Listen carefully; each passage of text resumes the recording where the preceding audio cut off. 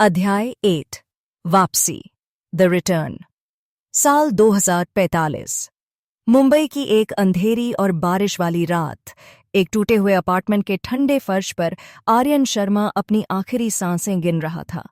उसके शरीर में अब जान नहीं बची थी, लेकिन उसकी आंखों में अभी भी एक आग थी, पछतावे की आग। उसके हाथ में एक पुरानी मुड़ी तुड़ी तस्वीर थी। तस्वीर में एक स्कूल यूनिफॉर्म पहने लड़की थी, जिसकी मुस्कान किसी परी से कम नहीं थी। रिया। आर्यन के होंठों से खून के साथ यह नाम निकला। काश, काश मेरे पास पैसा होता। काश मैं उस दिन डरा नहीं होता। मैंने तुम्हें खो दिया। मैंने सब कुछ खो दिया। अचानक उसके सीने में एक अजीब सा दर्द हुआ। यह दिल का दौरा नहीं था, यह कुछ और था। उसके अंदर की एक सुप्त ऊर्जा, जिसे उसने जीवन भर नजरअंदाज किया था, आज उसकी मौत के क्षण में फूट पड़ी। एक सुनहरी रोशनी ने पूरे कमरे को भर दिया। आर्यन ने अपनी आंखें बंद कर लीं। अगर मुझे एक और मौका मिले तो मैं पूरी दुनिया को अपने कदमों में झुका दूंगा। आर्यन, खड़े हो जाओ! एक तीखी आवाज ने आर्यन के कानों को चीर दिया। आर्यन ने झटके से अपनी आंखें खोलीं। वह अब ठंडे फर्श पर नहीं था। बारिश की आवाज गायब हो चुकी थी। इसके बजाय पुरानी छत के पंखे की कर कर आवाज आ रही थी। उसे चाक की धूल की महक आ रही थी। मैंने कहा, बेंच पर खड़े हो जाओ। आर्यन ने अपने सामने देखा। वहां एक अधेड़ उम्र के शिक्षक माथुर सर हाथ में डंडा लिए गुस्से में खड़े थे। आर्यन ने चारों ओर देखा। यह अस्पताल नहीं था, यह उसका पुराना क्लासरूम था। Saint Xavier's high school, class 12B। उसके आसपास वही पुराने चेहरे थे। पीछे की बेंच पर राहुल सो रहा था। आगे वाली सीट पर टॉपर स्नेहा बैठी थी। और फिर उसकी नज़र खिड़की के पास वाली सीट पर गई। वहां वह बैठी थी, रिया मल्होत्रा। वह खिड़की से बाहर देख रही थी। सूरज की किरणें उसके रेशमी बालों पर पड़ रही थीं। वह अभी भी वैसी ही थी, मासूम, खूबसूरत और जिंदा। आर्यन का दिल जोर से धड़कने लगा। उसकी आंखों में आंसू आ गए। क्या यह स्वर्ग है या मेरा दिमाग मेरे साथ खेल रहा है? उसने कांपते हाथों से अपनी जेब टटोली। वहां कोई स्मार्टफोन नहीं था, बल्कि एक पुराना नोकिया 1100 और कुछ सिक्के थे।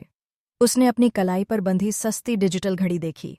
दिनांक 15 जुलाई 2010।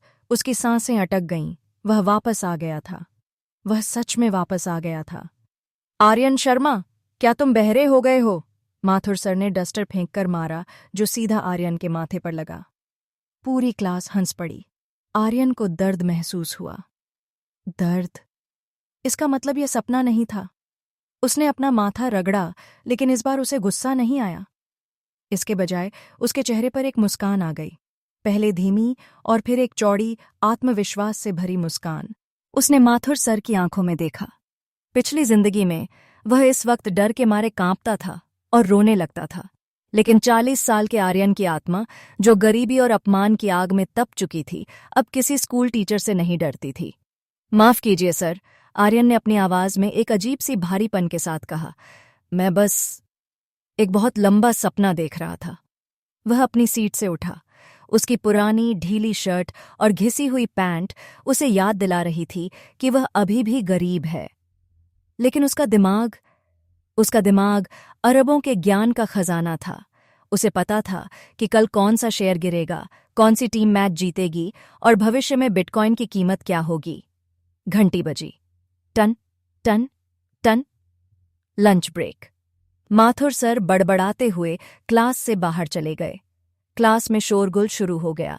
तभी एक भीनी सी खुशबू आर्यन की नाक से टकराई। महंगी परफ्यूम की खुशबू। वह खुशबू जिसे वह हजारों साल बाद भी पहचान सकता था। ओए गरीब दास! एक नखरे वाली आवाज आई। आर्यन मुड़ा। रिया मल्होत्रा उसके डेस्क के पास खड़ी थी। उसके साथ उसकी 2 सहेलियां भी थीं।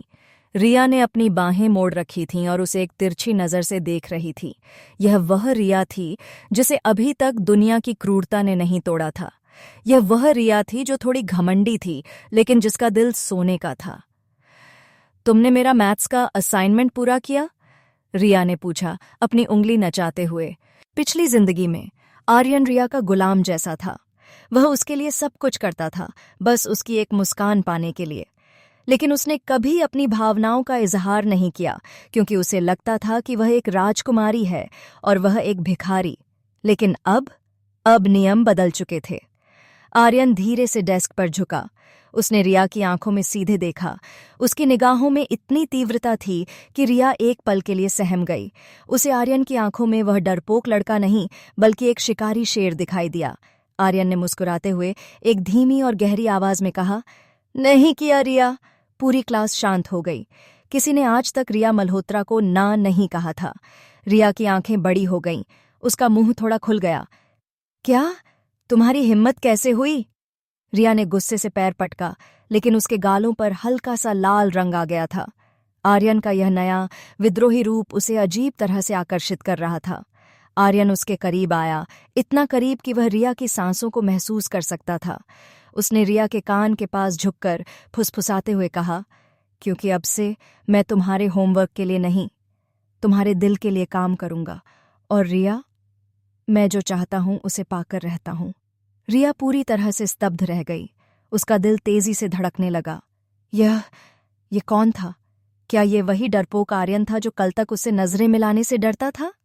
इससे पहले कि रिया कुछ कह पाती, आर्यन अपनी जेब में हाथ डालकर सीटी बजाते हुए क्लास से बाहर निकल गया।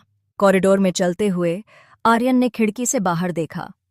स्कूल का मैदान, कैंटीन, वो पुराना बरगद का पेड़, सब कुछ वैसा ही था। उसने अपनी मुट्ठी भींची। उसे एक हल्का सा करंट महसूस हुआ।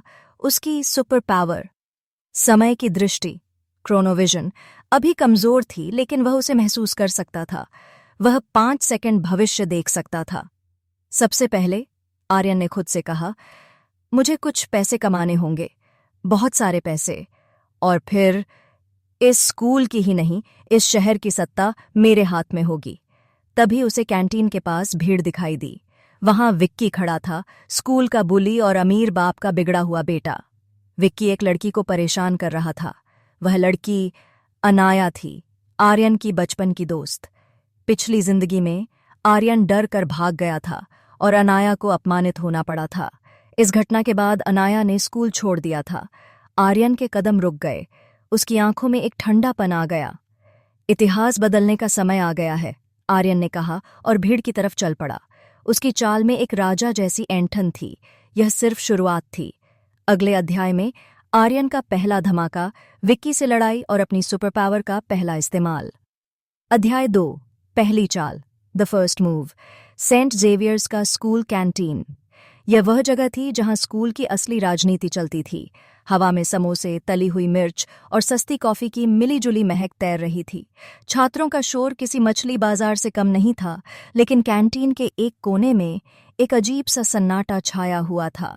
वहां विक्की खड़ा था, स्कूल के ट्रस्टी का बेटा। 6 फीट लंबा, महंगा हेयर स्टाइल और चेहरे पर वह क्रूर मुस्कान जो सिर्फ उन लोगों के पास होती है जिन्हें पता होता है कि उनका कोई कुछ नहीं बिगाड़ सकता। उसके सामने अनाया थी। वह दीवार से सटकर खड़ी थी। उसका सिर झुका हुआ था। उसके हाथ में टिफिन बॉक्स था जिसे विक्की ने गिरा दिया था। दाल और रोटी फर्श पर बिखरी हुई थी। अरे, रो क्यों रही है? विक्की ने हंसते हुए कहा और अपना हाथ अनाया के गाल की तरफ बढ़ाया। मैं तो बस दोस्ती करना चाहता हूं। मेरे साथ आज शाम को मूवी देखने चलोगी? मेरी नई कार आई है। अनाया पीछे हट गई। उसकी आंखों में डर साफ दिख रहा था। आसपास खड़े छात्र तमाशा देख रहे थे, लेकिन किसी में बीच में आने की हिम्मत नहीं थी। विक्की से पंगा लेने का मतलब था स्कूल से निकाला जाना। तभी भीड़ को चीरते हुए कोई वहां आया। आर्यन। वह दौड़ नहीं रहा था, वह चिल्ला नहीं रहा था, वह बस चल रहा था, लेकिन उसकी चाल में एक अजीब सा ठहराव था, जैसे कोई तूफान आने से पहले की शांति। उसने विक्की और अनाया के बीच में कदम रखा। पीछे हटो विक्की, आर्यन ने शांत आवाज में कहा। विक्की रुका। उसने अपनी आंखें सिकोड़ी और आर्यन को ऊपर से नीचे तक देखा। फिर वह जोर से हंसा। अरे देखो कौन आया है। गरीब दास, तू अपनी बहन को बचाने आया है? जा जाकर अपनी फटी हुई शर्ट सिलवा पहले। विक्की के चमचे भी हंसने लगे। आर्यन के चेहरे पर कोई भाव नहीं आया। 40 साल की उम्र का अनुभव उसकी आंखों में था। उसने अपनी पिछली जिंदगी में ऐसे कई विक्की देखे थे। कॉर्पोरेट शार्क, भ्रष्ट नेता, धोखेबाज दोस्त, स्कूल का यह गुंडा उसके लिए अब एक मच्छर जैसा था। मैंने कहा, आर्यन ने अपनी आवाज थोड़ी सख्त करते हुए दोहराया, पीछे हटो, ये मेरी आखिरी चेतावनी है। कैंटीन में सन्नाटा छा गया।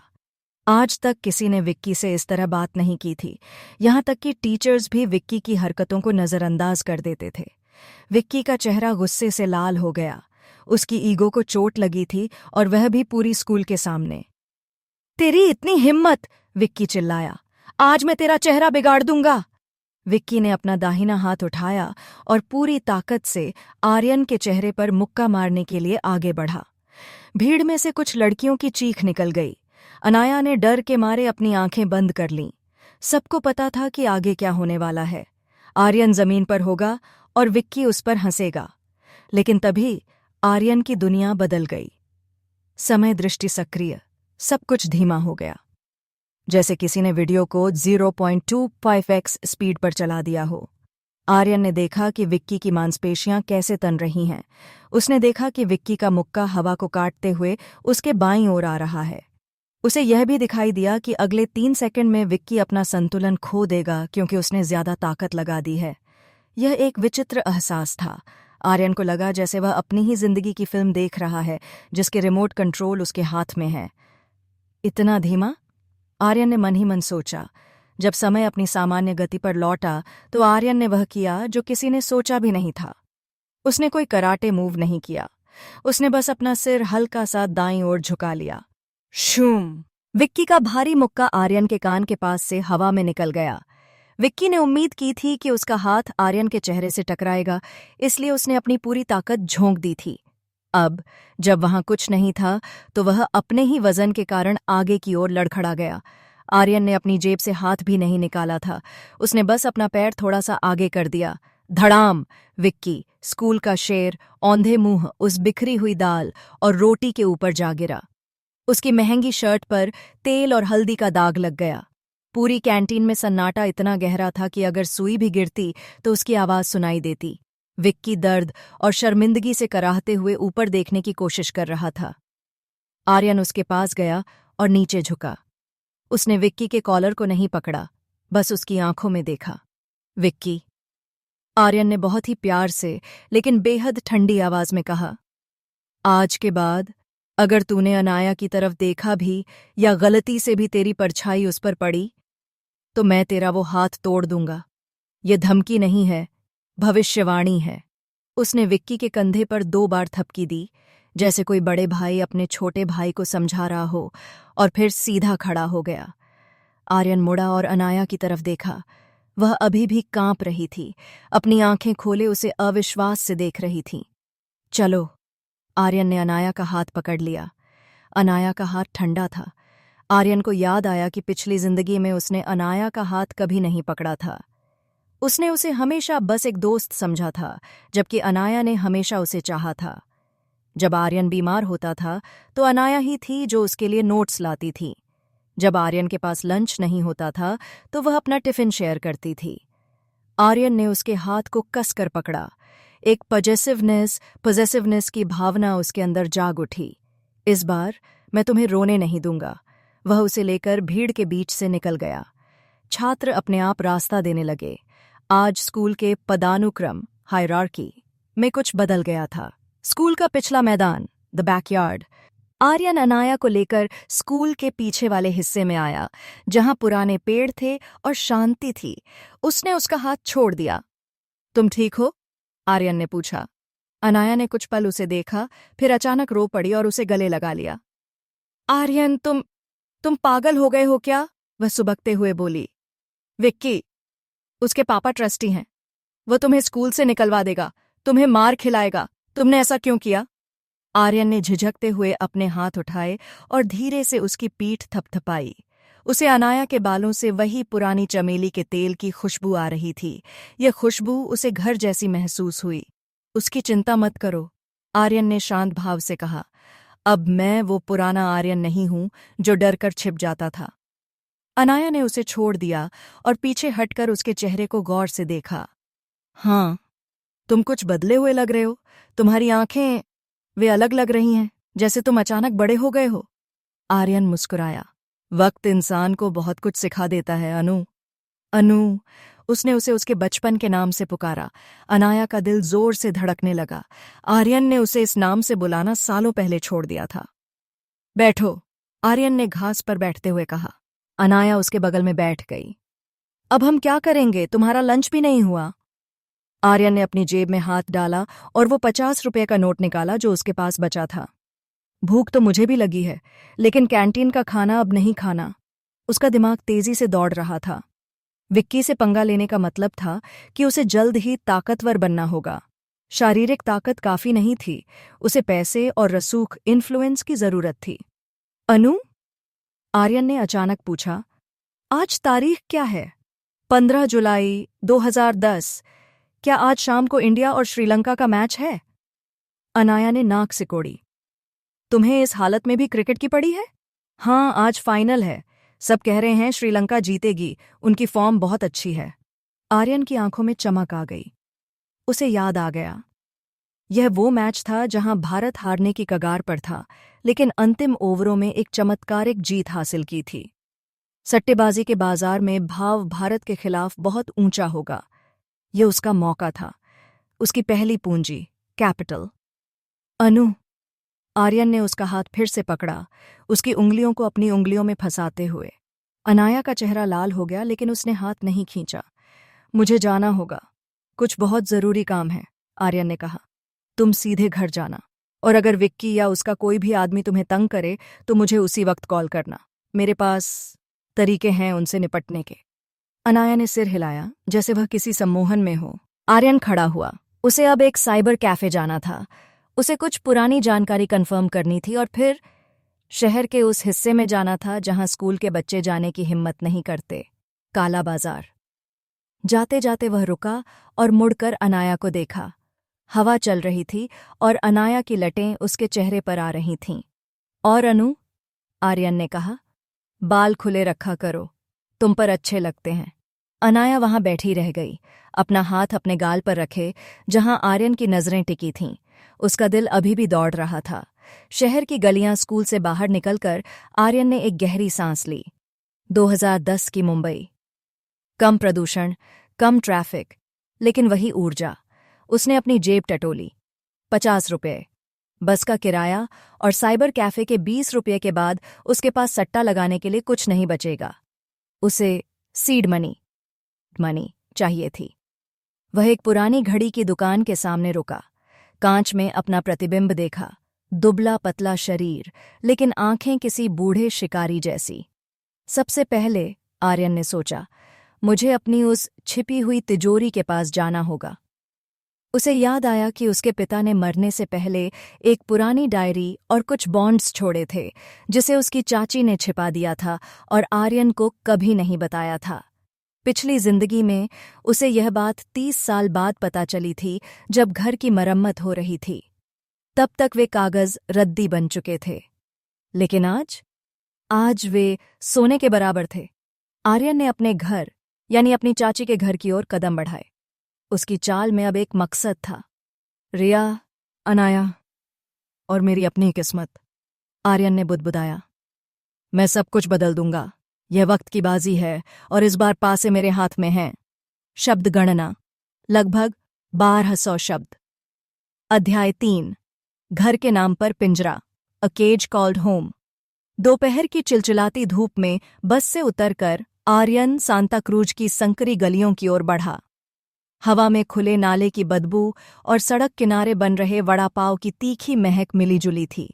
यह वह गंध थी जिससे आर्यन पिछले 20 सालों से उसके भविष्य के जीवन में दूर भागने की कोशिश कर रहा था, लेकिन आज यह गंध उसे अजीब तरह से असली लग रही थी। यह उसे याद दिला रही थी कि वह कहाँ से आया है और उसे कहाँ जाना है। वह शांति नगर चौल के गेट पर रुका। 3 मंजिला पुरानी इमारत जिसका प्लास्टर जगह जगह से उखड़ चुका था। बालकनियों पर सूखते कपड़े झंडे की तरह लहरा रहे थे। हर घर से अलग अलग आवाजें आ रही थीं। कहीं टीवी पर सास बहू के सीरियल का ड्रामा, कहीं प्रेशर कुकर की सीटी, तो कहीं किसी शराबी पति की गालियां। यही उसका घर था, या यूं कहें उसका नरक। आर्यन ने सीढ़ियां चढ़ना शुरू किया।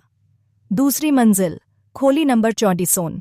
दरवाजा आधा खुला था, अंदर से टीवी की आवाज आ रही थी। आर्यन ने अपने जूते बाहर उतारे और अंदर कदम रखा। कमरा छोटा था, इतना छोटा कि अगर आप हाथ फैलाएं तो दोनों दीवारें छू लें। एक कोने में छोटा सा किचन था, दूसरे कोने में एक पुराना लोहे का पलंग और बीच में जमीन पर बिछी एक चटाई।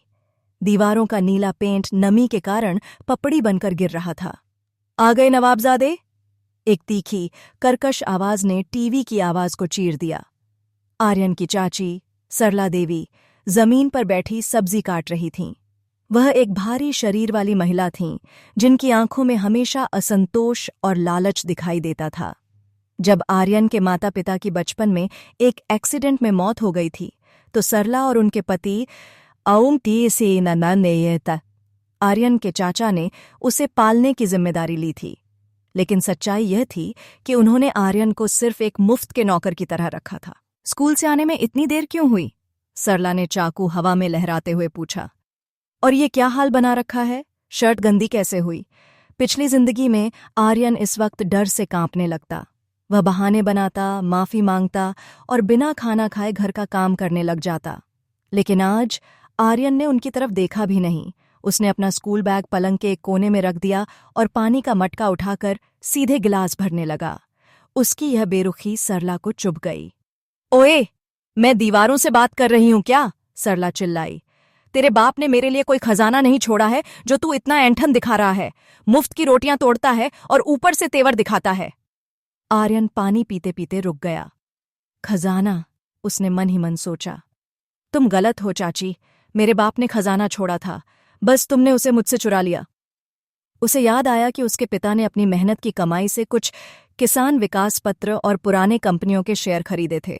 वे कागज एक पुरानी लोहे की पेटी में बंद थे। आर्यन के चाचा चाची ने उसे बताया था कि उसके पिता कर्ज में डूबे हुए मरे थे, लेकिन सच्चाई कुछ और थी। वे कागज अब मैच्योर हो चुके थे और उनकी कीमत लाखों में थी, कम से कम 2010 के हिसाब से। पिछली जिंदगी में चाची ने उन पैसों से अपने सगे बेटे रवि को बिजनेस करवाया था और आर्यन को एक चपरासी की नौकरी करने पर मजबूर किया था। आर्यन ने पानी का गिलास नीचे रखा और शांत आवाज में कहा, भूख नहीं है, मैं सोने जा रहा हूं। सरला का मुंह खुला का खुला रह गया। सोने जा रहा है? और बर्तन कौन मांजेगा? शाम को रवि आएगा तो उसके लिए। रवि के हाथ नहीं टूटे हैं, आर्यन ने बीच में ही काट दिया। उसने मुड़कर चाची की आंखों में सीधे देखा। उसकी निगाहों में एक ऐसा ठंडापन था जिसने सरला को अंदर तक सहमा दिया। और चाची, अगली बार मेरे बाप के बारे में कुछ बोलने से पहले सोच लेना। वह मुड़ा और कमरे के उस कोने में चला गया जिसे स्टोर रूम कहा जाता था, लेकिन असल में वह बस एक पर्दा लगाकर अलग किया गया हिस्सा था। सरला कुछ पल के लिए सन्न रह गई।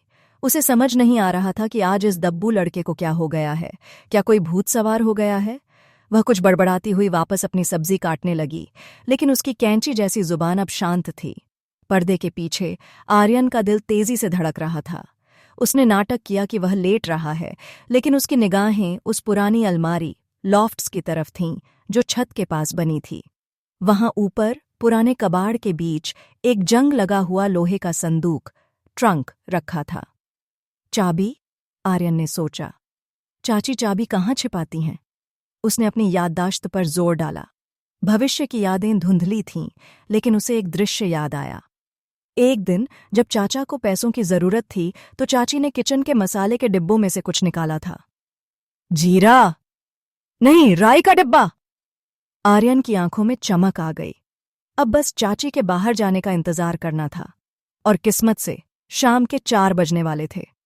यह वक्त था जब सरला पड़ोस की औरतों के साथ नीचे बैठकर गप्पे लड़ाती थी। लगभग 15 मिनट बाद सरला उठी। उसने अपनी साड़ी ठीक की। मैं नीचे विमला के पास जा रही हूं। अगर बर्तन नहीं मंजे मिले तो रात का खाना भूल जाना। उसने चेतावनी दी और दरवाजा जोर से बंद करके चली गई। जैसे ही कदमों की आहट दूर हुई, आर्यन चीते की तरह फुर्ती से उठा। वह किचन में गया। शेल्फ पर मसालों के डिब्बे रखे थे। उसने राई, मस्टर्ड सीड्स का डिब्बा उठाया और ढक्कन खोला। उसने अपनी उंगलियां काली राई के दानों में डालीं। टक! उसकी उंगलियों को कुछ धातु जैसा महसूस हुआ। उसने उसे बाहर निकाला, एक छोटी पुरानी पीतल की चाबी। मिल गई? आर्यन मुस्कुराया।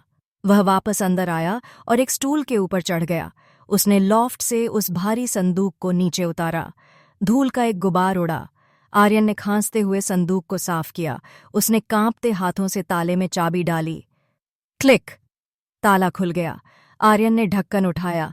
अंदर पुराने कपड़े, कुछ बर्तन और नेफ्थलीन बॉल्स की महक थी। उसने सामान हटाना शुरू किया। सबसे नीचे एक प्लास्टिक की थैली में लिपटी हुई एक लाल डायरी और कुछ पीला पड़ चुके कागज थे। उसने थैली खोली। कागजों को देखते ही आर्यन की आंखें भर आईं। ये उसके पिता के शेयर सर्टिफिकेट्स और बॉन्ड्स थे। रिलायंस, टाटा स्टील, पुराने कागजात और साथ में कुछ पोस्ट ऑफिस के सेविंग सर्टिफिकेट्स। उसने जल्दी से कैलकुलेशन किया। 2010 की मार्केट वैल्यू के हिसाब से ये सब मिलाकर करीब 2 लाख रुपये के आसपास होगा। आज के समय में यह बहुत बड़ी रकम नहीं थी, लेकिन एक 17 साल के लड़के के लिए यह एक साम्राज्य खड़ा करने की नींव थी। और डायरी? आर्यन ने डायरी खोली। पहले पन्ने पर उसके पिता की लिखावट थी। मेरे बेटे आर्यन के लिए। बेटा, मैं शायद तुम्हें बहुत दौलत न दे पाऊं, लेकिन मैं तुम्हारे लिए ये छोटी सी बचत छोड़ रहा हूं, ताकि जब तुम बड़े हो जाओ तो तुम्हें किसी के सामने हाथ न फैलाना पड़े। बड़ा आदमी बनना, लेकिन अच्छा इंसान बने रहना। आर्यन के गाल पर एक आंसू लुढ़क गया। पापा, आर्यन ने धीरे से कहा, मैं बड़ा आदमी बनूंगा, बहुत बड़ा, लेकिन अच्छा इंसान। शायद इस दुनिया को अच्छे इंसान की नहीं, एक शक्तिशाली इंसान की जरूरत है। उसने आंसू पोंछे। अब भावुक होने का वक्त नहीं था।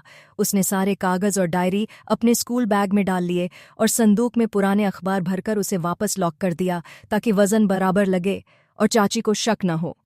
उसने संदूक वापस ऊपर रख दिया और चाबी को पोंछकर वापस राई के डिब्बे में डाल दिया। सब कुछ पहले जैसा था, बस अब ताकत का संतुलन बदल चुका था।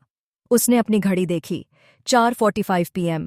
मैच शुरू हो चुका था, लेकिन असली खेल, सट्टेबाजी, दूसरी पारी में शुरू होगा। उसे अब इन कागजों को कैश में बदलना था, और वह जानता था कि यह काम कौन कर सकता है। शिंदे मामा, इलाके का एक दलाल जो पुराने शेयर और बॉन्ड्स को डिस्काउंट पर कैश में बदलता था।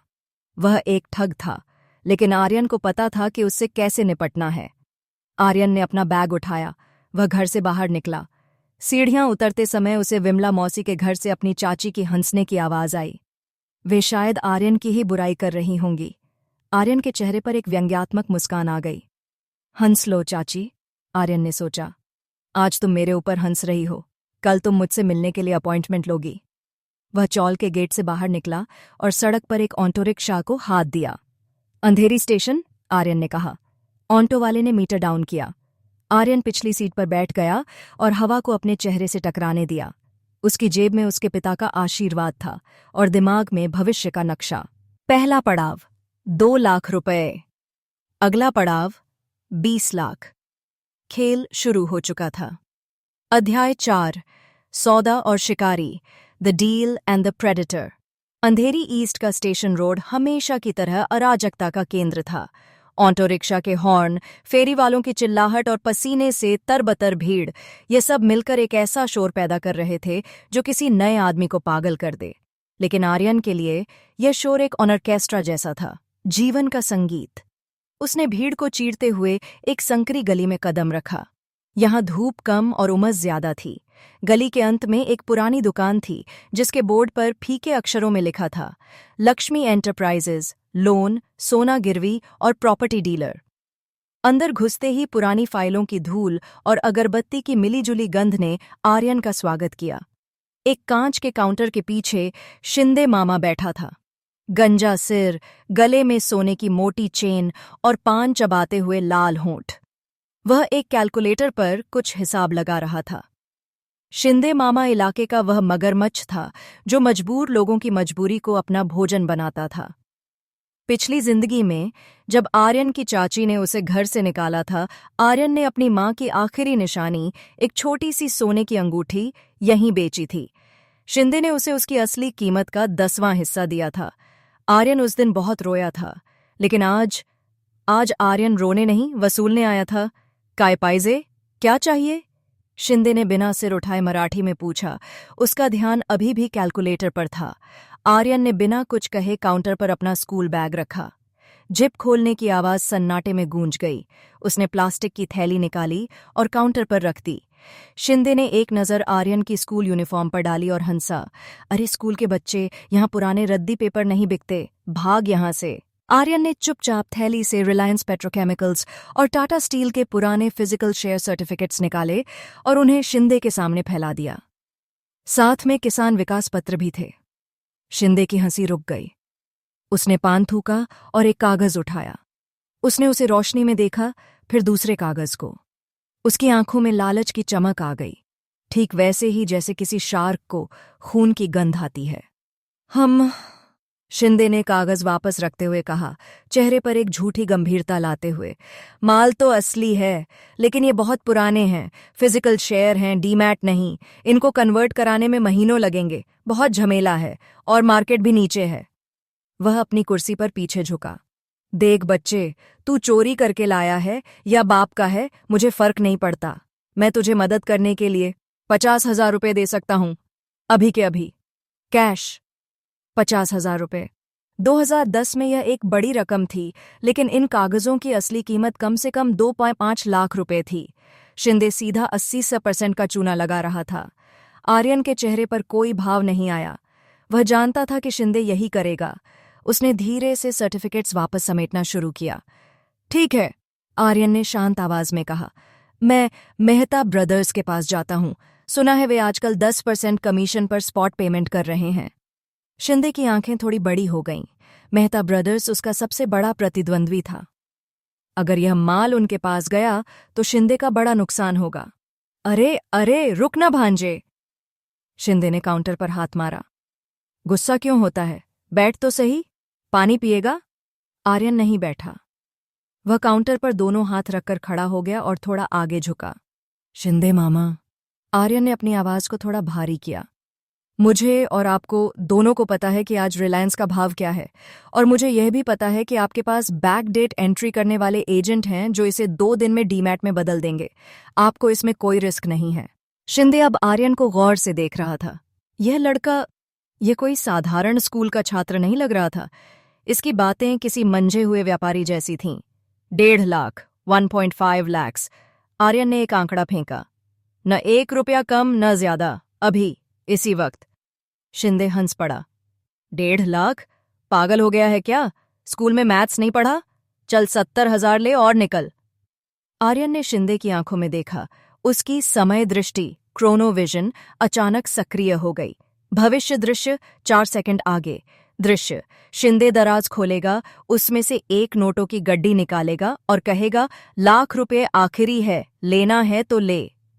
उसके दराज में नोटों के बंडल के नीचे एक काली डायरी रखी है जिस पर मटका लिखा है, उसका अवैध सट्टेबाजी का रिकॉर्ड। दृश्य समाप्त। आर्यन के होंठों पर एक बारीक मुस्कान आ गई। शिंदे मामा, आर्यन ने अपनी आवाज और धीमी कर ली, लगभग फुसफुसाते हुए। मुझे पता है कि आप 70,000 ही देंगे, लेकिन मुझे यह भी पता है कि आपकी उस दराज में नोटों के नीचे जो काली डायरी रखी है, अगर वो पुलिस को मिल गई तो आपकी दुकान हमेशा के लिए बंद हो जाएगी। शिंदे का चेहरा पीला पड़ गया। उसका हाथ, जो दराज की तरफ बढ़ रहा था, हवा में ही जम गया। तुझे कैसे? शिंदे हकलाया। उसे पसीना आने लगा। उस डायरी के बारे में सिर्फ उसे और उसके खास आदमी को पता था। इस स्कूल के लड़के को कैसे पता चला? कमरे में तनाव इतना गहरा था कि उसे चाकू से काटा जा सकता था। पंखे की आवाज अचानक बहुत तेज लगने लगी। आर्यन ने अपनी घड़ी देखी। मेरे पास समय कम है मामा, 1,80,000। ये मेरी चुप रहने की फीस भी जोड़ लो। शिंदे ने एक पल के लिए आर्यन को घूरा, ये समझने की कोशिश करते हुए कि यह कोई ब्लफ है या हकीकत। लेकिन आर्यन की आंखों में जो आत्मविश्वास था, उसने शिंदे की हिम्मत तोड़ दी। एक पुराने अपराधी को अपनी छठी इंद्री, 6th सेंस, पर भरोसा होता है, और शिंदे की छठी इंद्री चीख चीख कर कह रही थी कि इस लड़के से उलझना खतरनाक है। शिंदे ने चुपचाप दराज खोला। उसने वह काली डायरी जल्दी से पीछे खिसकाई और रबर बैंड चढ़े नोटों की गड्डियां निकालीं। उसने मशीन की तरह नोट गिनना शुरू किया। उसकी उंगलियां कांप रही थीं। ले, शिंदे ने नोटों का बंडल काउंटर पर पटका। 1,80,000, अब यहां अपनी शक्ल मत दिखाना। आर्यन ने इत्मीनान से पैसे उठाए। उसने उन्हें गिना नहीं। उसे पता था कि शिंदे अब 1 रुपया भी कम देने की हिम्मत नहीं करेगा। उसने पैसे अपनी स्कूल बैग में सबसे नीचे किताबों के बीच छिपा दिए। धंधा करना आपसे ही सीखा है मामा, आर्यन ने व्यंग्य के साथ कहा। शुक्रिया। वह पलटा और दुकान से बाहर निकल गया। बाहर आकर सूरज की रोशनी उसकी आंखों में चुभी, लेकिन यह चुभन मीठी थी। उसके बैग में लगभग 2 लाख रुपए थे। एक 17 साल के लड़के के लिए, जो कल तक बस के किराए के लिए मोहताज था, यह एक बहुत बड़ी जीत थी। लेकिन आर्यन जानता था कि यह सिर्फ शुरुआत है। यह पैसे खर्च करने के लिए नहीं है, यह बीज, सीड है। उसने सड़क के उस पार देखा जहां एक पीसीओ बूथ लगा था। उसे अब अपनी अगली चाल चलनी थी। मैच शुरू होने में कुछ ही घंटे बचे थे और उसे पता था कि भारत की शुरुआती पारी खराब होने वाली है। भाव गिरेगा और तभी वह अपना दांव लगाएगा। आर्यन ने एक गहरी सांस ली। हवा में धुएं और धूल की गंध थी, लेकिन उसे इसमें आज़ादी की खुशबू आ रही थी। चलो, उसने खुद से कहा, अब किस्मत को पलटने का समय है। अध्याय 5। शेर की मांद में, इन द लायंस डेन। शाम के 7 बज चुके थे। मुंबई की सड़कें अब रोशनी से जगमगा रही थीं, लेकिन आर्यन जिस गली में खड़ा था वहां अंधेरे का राज था। यह जगह चोर बाजार के पीछे की भूल भुलैया जैसी गलियों में थी। बाहर से यह एक साधारण वीडियो गेम पार्लर लग रहा था, जहां बच्चे पुराने आर्केड गेम्स पर सिक्के खर्च कर रहे थे। लेकिन आर्यन जानता था कि असली खेल उस फटे हुए पोस्टर वाले दरवाजे के पीछे चल रहा है, जावेद भाई का अड्डा। पिछली जिंदगी में आर्यन यहां तब आया था जब वह 30 साल का था, अपनी उधारी चुकाने के लिए भीख मांगने। उसे धक्के मारकर बाहर निकाल दिया गया था। लेकिन आज वह यहां भीख मांगने नहीं, अपनी किस्मत लिखने आया था। उसने अपने स्कूल बैग को कसकर पकड़ा। उसके अंदर 1,80,000 रुपए थे। अगर किसी ने उसे लूट लिया तो कहानी शुरू होने से पहले ही खत्म हो जाएगी। दरवाजे पर एक भारी भरकम आदमी खड़ा था, जिसका नाम कालिया था। वह पान चबाते हुए आने जाने वालों को घूर रहा था। जैसे ही आर्यन दरवाजे के पास पहुंचा, कालिया ने अपना हाथ आगे कर दिया। उसका हाथ किसी लोहे की रॉड जैसा सख्त था।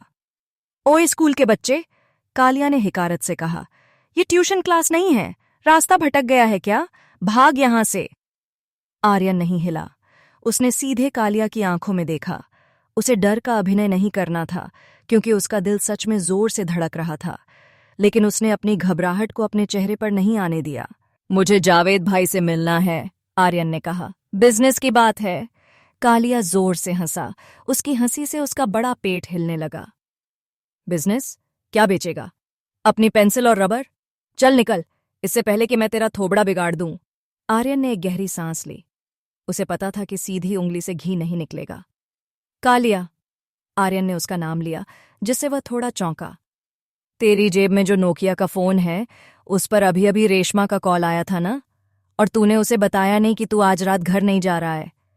कालिया की हंसी रुक गई। उसकी आंखें फैल गईं। तुझे कैसे पता? आर्यन ने अपनी समय दृष्टि का इस्तेमाल नहीं किया था। यह उसकी पिछली जिंदगी की याददाश्त थी। कालिया अपनी बीवी रेशमा से बहुत डरता था और अक्सर झूठ बोलता था। यह एक छोटा सा जुआ था, लेकिन तीर निशाने पर लगा। मेरे पास खबरें होती हैं कालिया, आर्यन ने रहस्यमयी अंदाज में कहा। और मेरे पास जावेद भाई के लिए भी एक खबर है। अगर तूने मुझे रोका और उनका नुकसान हो गया तो सोच ले वो तेरा क्या हाल करेंगे। कालिया असमंजस में पड़ गया। एक तरफ यह स्कूल का बच्चा, दूसरी तरफ जावेद भाई का डर। उसने एक पल सोचा, फिर दरवाजे से हट गया। अंदर जा, उसने गुर्राते हुए कहा। लेकिन अगर कोई गड़बड़ की तो तेरी लाश भी नहीं मिलेगी। आर्यन ने सिर हिलाया और उस अंधेरे दरवाजे के पार कदम रखा। अंदर का नजारा बाहर की दुनिया से बिल्कुल अलग था। एक बड़ा सा हॉल जो सिगरेट के धुएं के बादलों से भरा हुआ था। दीवारों पर बड़ी बड़ी स्क्रीन्स लगी थीं, जिन पर क्रिकेट मैच चल रहा था। हॉल में कम से कम 50 लोग थे, ऑटो वाले से लेकर छोटे व्यापारी तक। हर कोई चिल्ला रहा था, गालियां दे रहा था और हवा में पर्चियां लहरा रहा था। पसीने, शराब और डर की मिलीजुली गंध ने आर्यन का स्वागत किया। कमरे के बीच में एक ऊंचे मंच पर गद्दे लगे थे जिस पर जावेद भाई बैठा था। वह सफेद कुर्ता पाजामा पहने था, हाथों में कीमती अंगूठियां और सामने एक बड़ा सा रजिस्टर। उसके पास 2 लैंडलाइन फोन थे जो लगातार बज रहे थे। मैच नाजुक मोड पर था। स्क्रीन पर स्कोर फ्लैश हो रहा था। भारत 122-6 25 ओवर, लक्ष्य 270। भारत हारने की कगार पर था। मुख्य बल्लेबाज आउट हो चुके थे। क्रीज पर 2 नए खिलाड़ी थे और रन रेट लगातार बढ़ रहा था।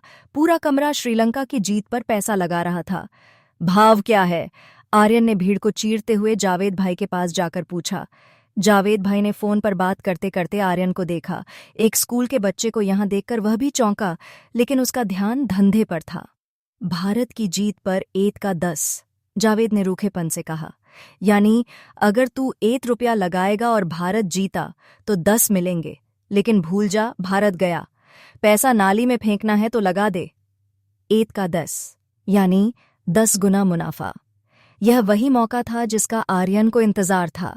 उसे याद था कि इस मैच में एक साझेदारी, पार्टनरशिप होगी जो इतिहास रच देगी।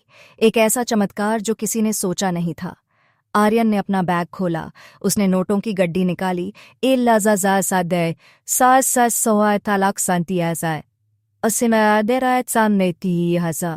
उसने सारे पैसे जावेद भाई के सामने गद्दे पर रख दिए। पूरे हॉल में सन्नाटा छा गया।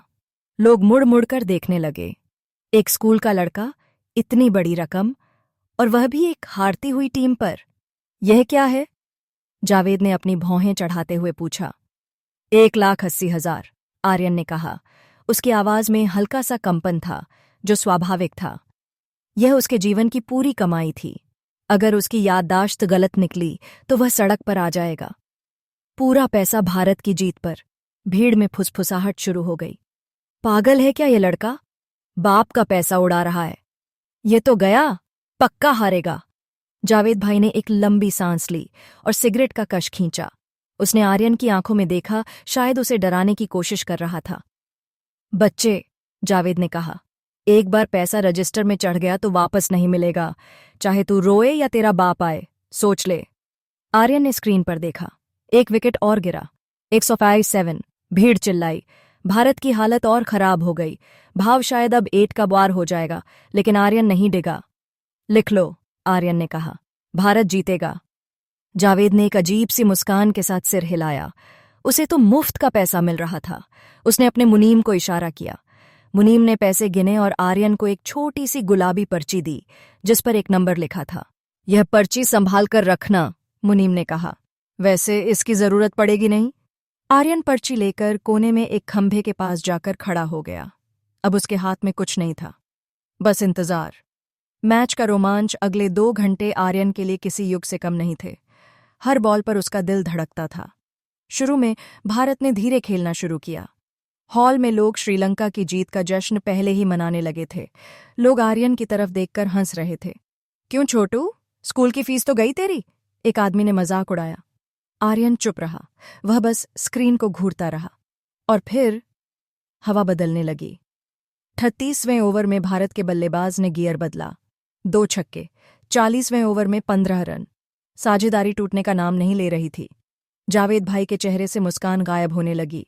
वह फोन पर जोर जोर से चिल्लाने लगा, भाव बदलो, भाव बदलो, भारत कमबैक कर रहा है।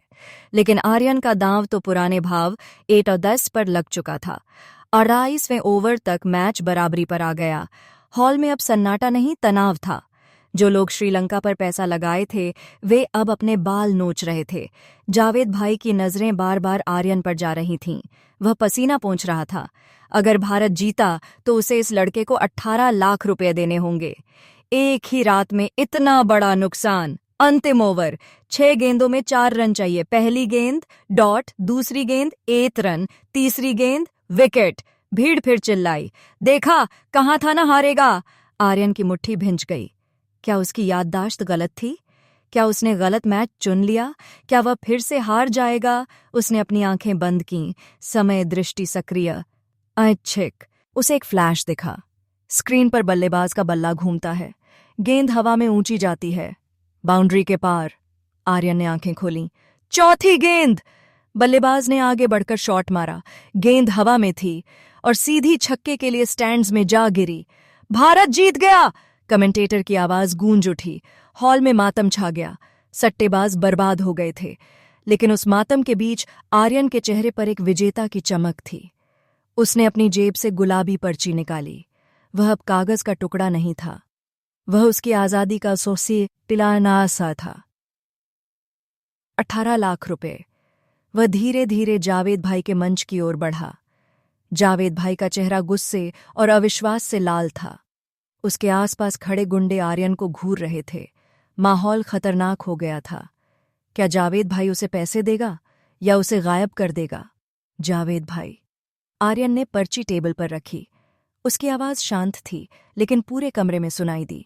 मेरा पेमेंट। जावेद ने अपनी सिगरेट ऐश ट्रे में मस ली। उसने आर्यन को ऊपर से नीचे तक देखा, फिर उसने अपने गुंडों की तरफ देखा। कालिया थोड़ा आगे बढ़ा। आर्यन के शरीर की सारी मांसपेशियां तन गईं। अगर लड़ाई हुई तो वह यहां से जिंदा बाहर नहीं जा पाएगा। उसे दिमाग का इस्तेमाल करना होगा। आप सोच रहे हैं कि बच्चे को डराकर भगा दें? आर्यन ने जोर से कहा, ताकि सब सुन सकें। जावेद भाई की जुबान की कीमत क्या 18 लाख से कम है? अगर आज मुझे पैसा नहीं मिला तो पूरे बाजार में खबर फैल जाएगी कि जावेद भाई के पास पेमेंट देने के पैसे नहीं हैं। फिर कोई आपके पास सट्टा नहीं लगाएगा। यह एक सीधा वॉर था। सट्टेबाजी की दुनिया भरोसे पर चलती है। अगर यह बात फैल गई कि बुकी ने पेमेंट नहीं दिया तो उसका धंधा चौपट हो जाएगा। जावेद की आंखें सिकुड़ गईं। उसने आर्यन की चतुराई को पहचाना। यह लड़का खतरनाक था। मुनीम, जावेद ने दांत पीसते हुए कहा, लड़के का हिसाब करो। मुनीम ने कांपते हाथों से तिजोरी खोली। नोटों की गड्डियां, 500 और 1000 के नोट। उसने गड्डियां आर्यन के स्कूल बैग में भरना शुरू किया। बैग भारी हो गया, बहुत भारी। आर्यन ने बैग की चेन बंद की। उसने उसे अपने कंधे पर टांगा। शुक्रिया जावेद भाई, आर्यन ने कहा। अगली बार फिर मिलेंगे। रुक, जावेद ने कहा। आर्यन दरवाजे पर रुक गया। तुझे पता कैसे था? जावेद ने पूछा। यह तुक्का नहीं था। आर्यन मुड़ा नहीं। उसने बस सिर घुमाया और मुस्कुराया। वक्त, जावेद भाई, वक्त सब कुछ बता देता है। वह बाहर निकल गया। रात की ठंडी हवा उसके चेहरे पर लगी। उसके पास अब 18 लाख रुपए थे, लेकिन वह जानता था कि उसने अभी अभी शेर की पूंछ पर पैर रखा है। जावेद भाई इसे इतनी आसानी से नहीं भूलेगा। उसे अब घर नहीं जाना था। इतने पैसों के साथ चौल में जाना सुरक्षित नहीं था, और न ही चाची को पता चलना चाहिए। उसे छिपने की जगह चाहिए थी, और उसे अनाया की याद आई। लेकिन नहीं, उसे इसमें नहीं घसीटना था। होटल, आर्यन ने फैसला किया। आज रात एक अच्छे होटल में, और कल रिया से मिलने का दिन है। अध्याय 6। नया अवतार, द ट्रांसफॉर्मेशन। रात के 11 बज रहे थे। अंधेरी वेस्ट का होटल ओरियन कोई 5 स्टार महल नहीं था, लेकिन आर्यन शर्मा के लिए, जिसकी पिछली रातें एक सीलन भरी चौल की जमीन पर गुजरती थीं, यह स्वर्ग से कम नहीं था। कमरा नंबर 302। आर्यन ने दरवाजा लॉक किया और कुंडी चढ़ाई। उसने भारी पर्दों को खींचा ताकि बाहर की दुनिया अंदर न झांक सके। फिर उसने बिस्तर पर अपना बैग पलट दिया। नोटों के बंडल बिस्तर पर बिखर गए। 18 लाख रुपए। आर्यन बिस्तर के किनारे बैठ गया, उन नोटों को घूरते हुए। उसने एक गड्डी उठाई और उसे अपनी नाक के पास ले गया। कागज, स्याही और पुराने हाथों की मिलीजुली गंध। लोगों के लिए पैसा हाथ का मैल होता है, लेकिन आर्यन जानता था कि पैसा ताकत है। यह ऑक्सीजन है। अब और नहीं, आर्यन ने धीरे से कहा। उसकी आवाज खाली कमरे में गूंजी। अब और अपमान नहीं, अब और भूख नहीं। उसने पैसे वापस बैग में भरे और उसे तकिए के नीचे छिपा दिया।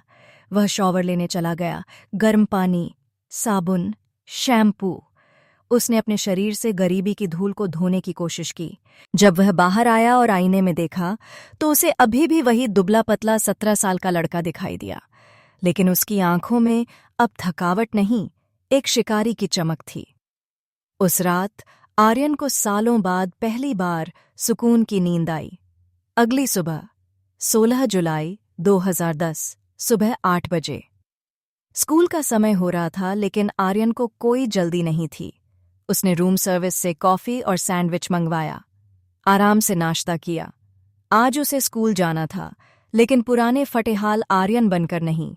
वह होटल से बाहर निकला और पास के एक शॉपिंग आर्केड में गया। 2010 खासी में बाय 10 में ब्रांडेड कपड़ों का इतना क्रेज नहीं था जितना आज है, लेकिन क्वालिटी मायने रखती थी। उसने वो घिसी हुई स्कूल यूनिफॉर्म नहीं पहनी। उसके पास स्कूल की एक एक्स्ट्रा जोड़ी थी जो उसने अभी तक नहीं पहनी थी। उसने उसे प्रेस करवाया था। लेकिन सबसे बड़ा बदलाव जूतों में था। उसने अपने फटे हुए कैनवस शूज कचरे के डिब्बे में फेंक दिए और एक जोड़ी महंगे चमचमाते काले लेदर शूज खरीदे। फिर वह सैलून गया। बाल छोटे कर दो, साइड से ट्रिम, ऊपर थोड़ा वॉल्यूम, आर्यन ने नाई को निर्देश दिया। जब वह कुर्सी से उठा तो वह एक अलग इंसान लग रहा था। उसके चेहरे पर से बिखरे हुए बाल हट गए थे। उसका जबड़ा, जॉ लाइन साफ दिख रहा था। उसने कलाई पर एक नई टाइटन की घड़ी बांधी, बहुत महंगी नहीं लेकिन क्लासिक। और आखिर में एक नया फोन। ब्लैकबेरी का जमाना था। उसने एक सेकंड हैंड लेकिन अच्छी कंडीशन वाला ब्लैकबेरी खरीदा। अब वह तैयार था। सेंट जेवियर्स हाई स्कूल, सुबह 10:30 बजे दूसरा पीरियड चल रहा था, हिस्ट्री की क्लास। जब आर्यन ने क्लासरूम के दरवाजे पर कदम रखा तो मिसेस डिसूजा पढ़ा रही थीं। मे आई कम इन मैम? आर्यन ने पूछा। उसकी आवाज में एक स्पष्टता और आत्मविश्वास था जो पहले कभी नहीं था। मिसेस डिसूजा ने चश्मा ठीक करते हुए उसे देखा। आमतौर पर वे लेट आने वालों को डांटती थीं, लेकिन आज वे कुछ पल के लिए चुप रहीं। आर्यन की यूनिफॉर्म बेदाग थी, उसके जूते चमक रहे थे और वह सीधा खड़ा था, कंधे झुकाकर नहीं। आ जाओ आर्यन, लेकिन अगली बार लेट मत होना, उन्होंने नरमी से कहा। आर्यन क्लास में दाखिल हुआ। लड़कियों की फुसफुसाहट शुरू हो गई। ये आर्यन है? आज कितना अलग लग रहा है, हेयर कट देखो उसका। आर्यन सीधे अपनी सीट पर गया। उसने विक्की की तरफ एक नजर डाली। विक्की के चेहरे पर अभी भी कल की हार का डर और गुस्सा था। उसने आर्यन से नजरें चुरा लीं, लेकिन एक जोड़ी आंखें थीं जो उसे घूर रही थीं, गुस्से से भरी सुंदर आंखें, रिया मल्होत्रा।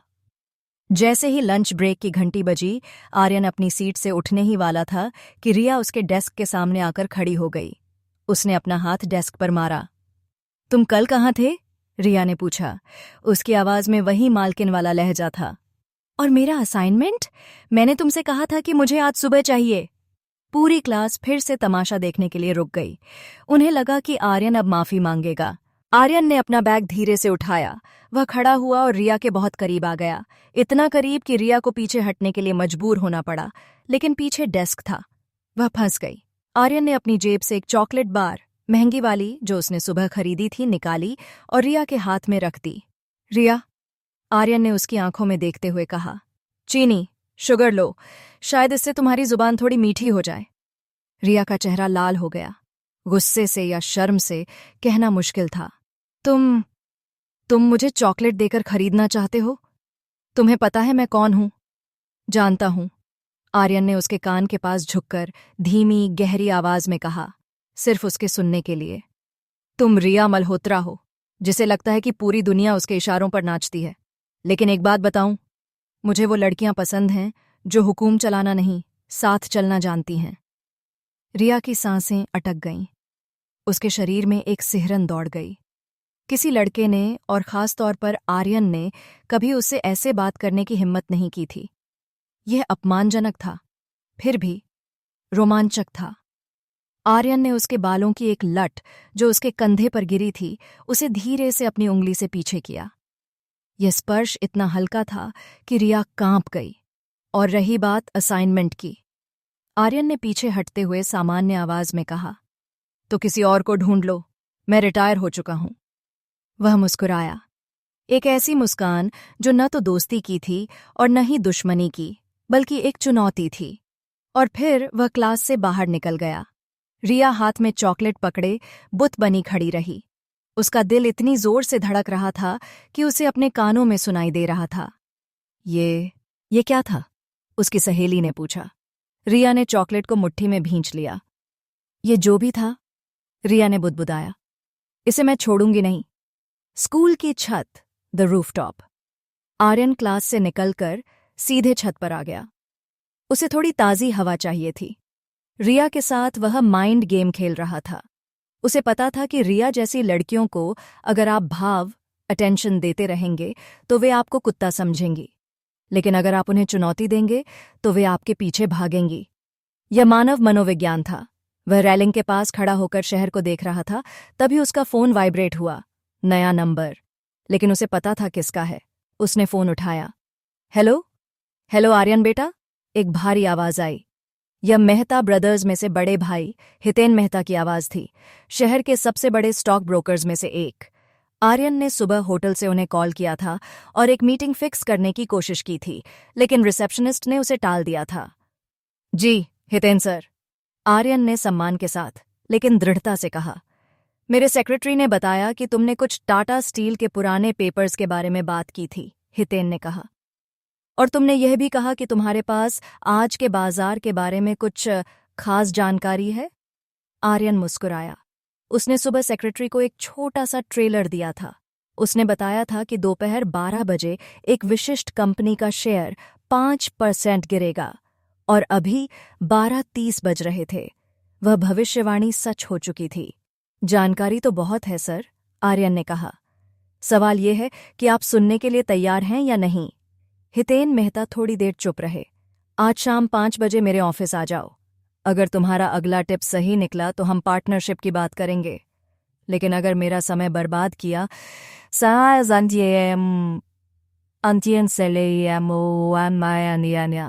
5 बजे मिलते हैं सर। आर्यन ने फोन काट दिया। उसने फोन जेब में रखा और आसमान की तरफ देखा। प्यार का खेल शुरू हो चुका था रिया के साथ। पैसे का खेल शुरू होने वाला था मेहता के साथ। लेकिन उसे एक और चीज की चिंता थी, उसके चाचा चाची। वह कल रात घर नहीं गया था। आज शाम जब वह वहां जाएगा तो हंगामा होगा और उसे उस हंगामे को हमेशा के लिए खत्म करना होगा। आज शाम, आर्यन ने अपनी मुट्ठी भींची, मैं उस पिंजरे को तोड़ दूंगा।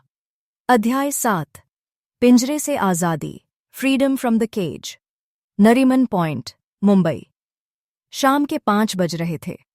समुद्र के किनारे बनी गगनचुंबी इमारतें मुंबई की आर्थिक शक्ति का प्रतीक थीं। आर्यन 21वीं मंजिल पर मेहता सिक्योरिटीज के कांच के दरवाजे के सामने खड़ा था। एसी की ठंडक ने उसे बाहर की उमस से राहत दी, लेकिन यहाँ का माहौल उससे भी ज्यादा ठंडा और सख्त था। रिसेप्शनिस्ट ने उसे संदेह भरी नजरों से देखा, लेकिन जब आर्यन ने अपना नाम बताया तो उसे तुरंत कॉन्फ्रेंस रूम में भेज दिया गया। हितेन मेहता, 50 के दशक का एक गंभीर गुजराती व्यक्ति, खिड़की की ओर पीठ करके खड़ा था। वह समुद्र को देख रहा था। कमरे में सिर्फ घड़ी की टिक टिक और CNBC न्यूज चैनल की धीमी आवाज गूंज रही थी। तो तुम हो आर्यन? हितेन ने मुड़े बिना कहा। उनकी आवाज भारी थी। एक स्कूल का लड़का जिसने मेरे सेक्रेटरी को सही मार्केट टिप दी। तुक्का था? आर्यन ने कुर्सी खींची और बिना पूछे बैठ गया। यह अपमान नहीं बल्कि बराबरी का संकेत था। तुक्का एक बार लगता है मिस्टर मेहता, आर्यन ने शांत भाव से कहा। इतिहास गवाह है कि मार्केट भावनाओं पर चलता है और मुझे पता है कि कल दुनिया क्या महसूस करने वाली है। हितेन मुड़े। उन्होंने आर्यन के नए कपड़ों, महंगे जूतों और आत्मविश्वास को देखा। वे प्रभावित हुए, लेकिन उन्होंने इसे जाहिर नहीं होने दिया। मेरे पास समय कम है, हितेन कुर्सी पर बैठते हुए बोले। तुम पार्टनरशिप की बात कर रहे थे। तुम्हारे पास क्या है, कैपिटल या सिर्फ हवाई बातें? आर्यन ने अपना बैग टेबल पर रखा और उसमें से 10 लाख रुपये नकद निकाले। बाकी 8 लाख उसने होटल के लॉकर में रखे थे। नोटों की गड्डियां टेबल पर रखते ही हितेन की भौहें थोड़ी ऊपर उठीं। एक टीनेजर के लिए यह बड़ी रकम थी, लेकिन एक स्टॉक ब्रोकर के लिए यह मूंगफली के बराबर थी। यह सिर्फ एंट्री फीस है सर, आर्यन ने कहा। मैं चाहता हूं कि आप मेरे लिए एक ट्रेडिंग अकाउंट खोलें और मुझे 10 गुना लीवरेज चाहिए। लीवरेज रिस्की है, हितेन ने चेतावनी दी। रिस्क उनके लिए है जो अंधेरे में तीर चलाते हैं। आर्यन ने टीवी स्क्रीन की ओर इशारा किया, जहां एक अमेरिकी बैंक के CEO का इंटरव्यू चल रहा था। अगले 2 मिनट में स्क्रीन पर एक ब्रेकिंग न्यूज आएगी। यह CEO अपने इस्तीफे की घोषणा करेगा और नैस्डैक 2000 पॉइंट गिरेगा। हितेन ने हंसना चाहा, लेकिन आर्यन की आंखों में जो यकीन था उसने उन्हें रोक दिया। वे दोनों स्क्रीन को देखने लगे। 1 मिनट बीता, कुछ नहीं हुआ। 1.5 मिनट। हितेन ने अपना धैर्य खोना शुरू किया। देखो बच्चे, मुझे और भी काम। तभी स्क्रीन पर लाल रंग की पट्टी चमकी। Breaking news. एंकर चिल्लाया, शॉकिंग खबर, ग्लोबल बैंक के सीईओ ने स्वास्थ्य कारणों का हवाला देकर इस्तीफा दिया। मार्केट में भारी गिरावट की आशंका। हितेन के हाथ से पेन छूट गया। वह सन्न रह गए। उन्होंने धीरे से आर्यन की ओर देखा, जैसे वह कोई भूत हो। तुम्हें कैसे पता था? हितेन ने हकलाते हुए पूछा। यह खबर तो अभी इंटरनल रही होगी। आर्यन खड़ा हो गया। उसने अपना जैकेट ठीक किया। जैसे मैंने कहा सर। आर्यन मुस्कुराया। वक्त मेरे साथ है। तो डील पक्की? हितेन ने एक गहरी सांस ली। वह एक व्यापारी थे और वे जानते थे कि जब सोने की खान सामने हो तो सवाल नहीं पूछे जाते, खुदाई शुरू की जाती है। कल सुबह पेपर वर्क हो जाएगा, हितेन ने हाथ बढ़ाते हुए कहा। पार्टनर। आर्यन ने हाथ मिलाया। यह हाथ मिलाना उसके भविष्य की नींव थी। शांतिनगर चौल। रात 8:11 बजे आर्यन जब वापस चौल पहुंचा तो अंधेरा हो चुका था। सीढ़ियां चढ़ते हुए उसे अपने दिल की धड़कन कानों में सुनाई दे रही थी। मेहता के साथ डील करना आसान था क्योंकि वह दिमाग का खेल था, लेकिन यह भावनाओं का खेल था। जैसे ही उसने दरवाज़ा खोला, उसे उम्मीद के मुताबिक स्वागत मिला। सन्नाटा। उसकी चाची सरला सोफे पर बैठी थीं। उसके चाचा रमेश, जो अक्सर शराब के नशे में रहते थे, आज होश में थे और गुस्से में लाल थे। उनका बेटा रवि कोने में खड़ा होकर मुस्कुरा रहा था, जैसे तमाशा देखने का इंतजार कर रहा हो। आ गया नवाब? रमेश ने अपनी बेल्ट निकालते हुए कहा। रात भर कहाँ था और यह क्या पहन रखा है? चोरी करके आया है? सरला ने आगे बढ़कर आर्यन का बैग छीनने की कोशिश की। दिखा बैग। जरूर कुछ कांड करके आया है। कल बर्तन भी नहीं मांजे, आज गायब रहा। आर्यन ने सरला का हाथ पकड़ लिया। कसकर। सरला चीखी, हाथ छोड़ मेरा, तेरी इतनी हिम्मत! आर्यन ने उसका हाथ झटक दिया। सरला पीछे लड़खड़ा गई। रमेश बेल्ट लेकर आगे बढ़ा। आज तो मैं तेरी खाल उधेड़ दूंगा। एक कदम और नहीं चाचा, आर्यन ने ऐसी आवाज में कहा जो उस कमरे में पहले कभी नहीं गूंजी थी। यह किसी डरे हुए भतीजे की आवाज नहीं थी। ये एक ऐसे आदमी की आवाज थी जिसके पास खोने के लिए कुछ नहीं था। उसने अपनी जेब से एक मुड़ा हुआ कागज निकाला। यह उसने साइबर कैफे में तैयार किया था, सिर्फ एक प्रिंट आउट, लेकिन उस पर जो लिखा था वह अहम था। चाचा, आर्यन ने कागज लहराया, आपको क्या लगा मुझे पता नहीं चलेगा? पापा के मरने के बाद आपने उनके पीएफ के पैसे निकालने के लिए जो जाली दस्तखत किए थे और इस कमरे को अपने नाम करवाने के लिए जो पावर ऑफ अटॉर्नी बनाई थी, वो सब गैर कानूनी था। रमेश रुक गया। उसका नशा जैसे हवा हो गया। मेरे पास वकील है, आर्यन ने झूठ बोला, लेकिन पूरे आत्मविश्वास के साथ। और मेरे पास सबूत भी हैं। अगर मैंने एक शिकायत दर्ज की तो आप दोनों धोखाधड़ी के आरोप में अगले 10 साल जेल में चक्की पीसेंगे। कमरे में मौत जैसा सन्नाटा छा गया। रवि की मुस्कान गायब हो चुकी थी।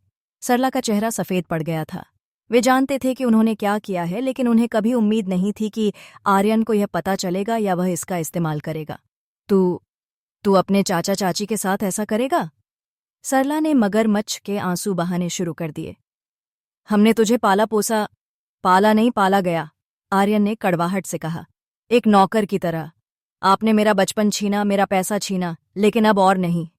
उसने अपना बैग उठाया। मैं यह घर छोड़ रहा हूं, आर्यन ने घोषणा की, और मुझे आपकी इस रद्दी खोली का कोई लालच नहीं है। रख लो इसे, भीख समझकर दे रहा हूं। वह दरवाजे की तरफ बढ़ा।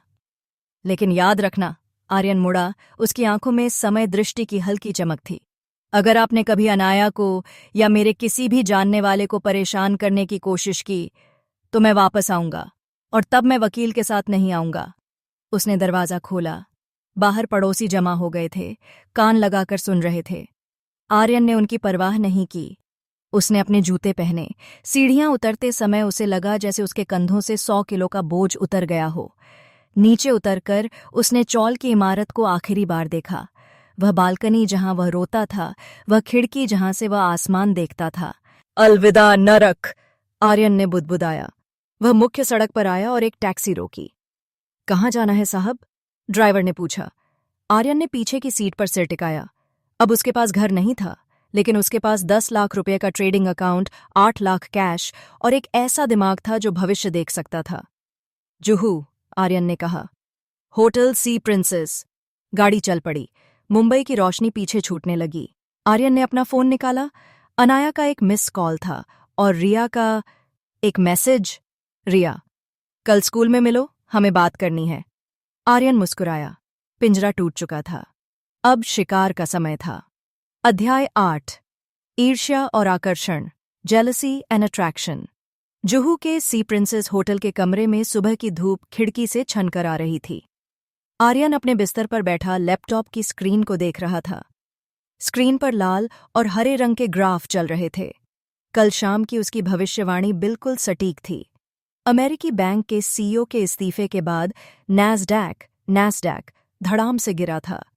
और क्योंकि आर्यन ने हितेन मेहता के अकाउंट के जरिए शॉर्ट सेलिंग गिरते बाजार पर पैसा लगाना की थी, उसका मुनाफा आसमान छू रहा था। उसका फोन बजा। हितेन मेहता। गुड मॉर्निंग जादूगर। हितेन की आवाज में एक अजीब सा उत्साह और सम्मान था। बाजार खुलते ही हमने पोजीशन क्लोज कर दी। तुम्हारा एक रात का मुनाफा 8 लाख रुपये है, वो भी लीवरेज काटने के बाद। आर्यन के चेहरे पर कोई बड़ी मुस्कान नहीं आई। उसने बस कॉफी का घूंट भरा। पिछली जिंदगी में उसने करोड़ों खोए थे, इसलिए 4 लाख उसे पागल करने के लिए काफी नहीं थे, लेकिन यह एक अच्छी शुरुआत थी। उस पैसे को अकाउंट में ही रहने दीजिए सर, आर्यन ने शांत भाव से कहा। अगला बड़ा दाम हम क्रूड ऑयल, कच्चे तेल पर लगाएंगे, तैयार रहिएगा। उसने फोन काट दिया। अब समय था अपनी दूसरी भूमिका निभाने का, एक स्कूली छात्र की भूमिका। सेंट जेवियर्स स्कूल, सुबह 9 बजे आर्यन टैक्सी से स्कूल के गेट पर उतरा। आज हवा में कुछ अलग बात थी। कल तक वह भीड़ का हिस्सा था, आज वह भीड़ से अलग महसूस कर रहा था। गेट पर छात्रों का झुंड था, लेकिन उसकी नजरें किसी को ढूंढ रही थीं। कनाया। वह गेट के पास एक खंभे के पीछे खड़ी थी, बार बार अपनी घड़ी देख रही थी। उसके चेहरे पर चिंता की लकीरें थीं। उसकी आंखें सूजी हुई थीं, शायद वह रात भर रोई थी। आर्यन का दिल पसीज गया। वह सीधे उसके पास गया। अनाया, उसने पीछे से पुकारा। अनाया चौंक कर मुड़ी। जैसे ही उसने आर्यन को देखा, उसकी आंखों में चमक आ गई, लेकिन अगले ही पल उसने गुस्से से उसे कंधे पर मारा। तुम कहाँ थे? उसकी आवाज कांप रही थी। कल रात से तुम्हारा फोन बंद था। मैं तुम्हारे घर गई थी, लेकिन तुम्हारी चाची चिल्ला रही थी कि तुम भाग गए हो। मुझे लगा। उसका गला भर आया। आर्यन ने बिना किसी परवाह के स्कूल के गेट पर ही उसका हाथ अपने दोनों हाथों में ले लिया। मैं ठीक हूं, अनु, आर्यन ने उसकी आंखों में देखते हुए कहा। मैंने वो घर छोड़ दिया, हमेशा के लिए। अनाया हैरान रह गई। क्या? तो तुम रहोगे कहाँ? खाओगे क्या? मेरे पास इंतजाम है, तुम चिंता मत करो, आर्यन ने उसे आश्वस्त किया। अब मुझे कोई रोक नहीं सकता, न चाची, न गरीबी, न वक्त। उसने अनाया के बालों से एक सूखा पत्ता हटाया। चलो, क्लास का टाइम हो रहा है। वे दोनों साथ साथ कॉरिडोर में चले। अनाया अभी भी पूरी तरह समझ नहीं पा रही थी, लेकिन आर्यन का हाथ पकड़कर उसे सुरक्षा का एहसास हो रहा था। दूर से लॉकर रूम के पास खड़ी रिया मल्होत्रा यह सब देख रही थी। उसकी मुट्ठी इतनी जोर से भिंची थी कि उसके नाखून हथेली में चुभ रहे थे। कल उसने आर्यन को मैसेज किया था। उसने पूरी रात उसके जवाब का इंतजार किया। और आज वह उस साधारण सी अनाया का हाथ पकड़कर चल रहा था और रिया की तरफ देख भी नहीं रहा था। ये अनाया, रिया ने दांत पीसते हुए कहा, इसे तो मैं देख लूंगी। क्लास 12B, इंग्लिश पीरियड, तीसरा पीरियड, इंग्लिश लिटरेचर। क्लास में शोरगुल था। तभी दरवाजे पर हील्स की टक-टक आवाज गूंजी। पूरी क्लास में सन्नाटा छा गया। मिस मीरा वर्मा क्लास में दाखिल हुईं। मीरा मैम पूरे स्कूल की क्रश थीं। 24 साल की उम्र, ग्रेसफुल साड़ी, आंखों पर एक पतला सा चश्मा और बुद्धिमानी की आभा। वे सिर्फ सुंदर नहीं थीं, वे विदुषी थीं, लेकिन उनकी आंखों में अक्सर एक उदासी रहती थी, जिसे कम ही लोग नोटिस करते थे। पिछली जिंदगी में आर्यन को पता चला था कि मीरा मैम एक असफल लेखिका थीं और आर्थिक तंगी के कारण उन्हें टीचिंग करनी पड़ी थी। बाद में उनकी शादी एक अमीर लेकिन बुरे आदमी से हुई थी। Good morning class, Meera ma'am ने अपनी मधुर लेकिन सख्त आवाज में कहा। किताबें निकालो, आज हम रॉबर्ट फ्रॉस्ट की कविता द रोड नॉट टेकन पढ़ेंगे। उन्होंने कविता की कुछ पंक्तियां पढ़ीं। Two roads diverged in a wood and I took the one less travelled by and that has made all the difference. Meera ma'am ने किताब नीचे रखी। कौन समझाएगा इसका मतलब? सिर्फ शब्दार्थ नहीं, इसका गहरा मतलब। क्लास में सन्नाटा था। टॉपर स्नेहा ने हाथ उठाया और वही रटा रटाया जवाब दिया कि हमें भीड़ से अलग चलना चाहिए। मीरा मैम ने सिर हिलाया। ठीक है, लेकिन अधूरा है। कोई और? आर्यन अपनी सीट पर पीछे झुका हुआ था। ये कविता, ये तो उसकी पूरी जिंदगी का सार थी। उसने अनजाने में हाथ उठाया। मीरा मैम चौंक गईं। आर्यन? वो लड़का जो क्लास में हमेशा सोता रहता था या खिड़की से बाहर देखता था? हाँ, आर्यन? उन्होंने थोड़ा संशय, स्केप्टिसिज्म के साथ पूछा। कोशिश करो।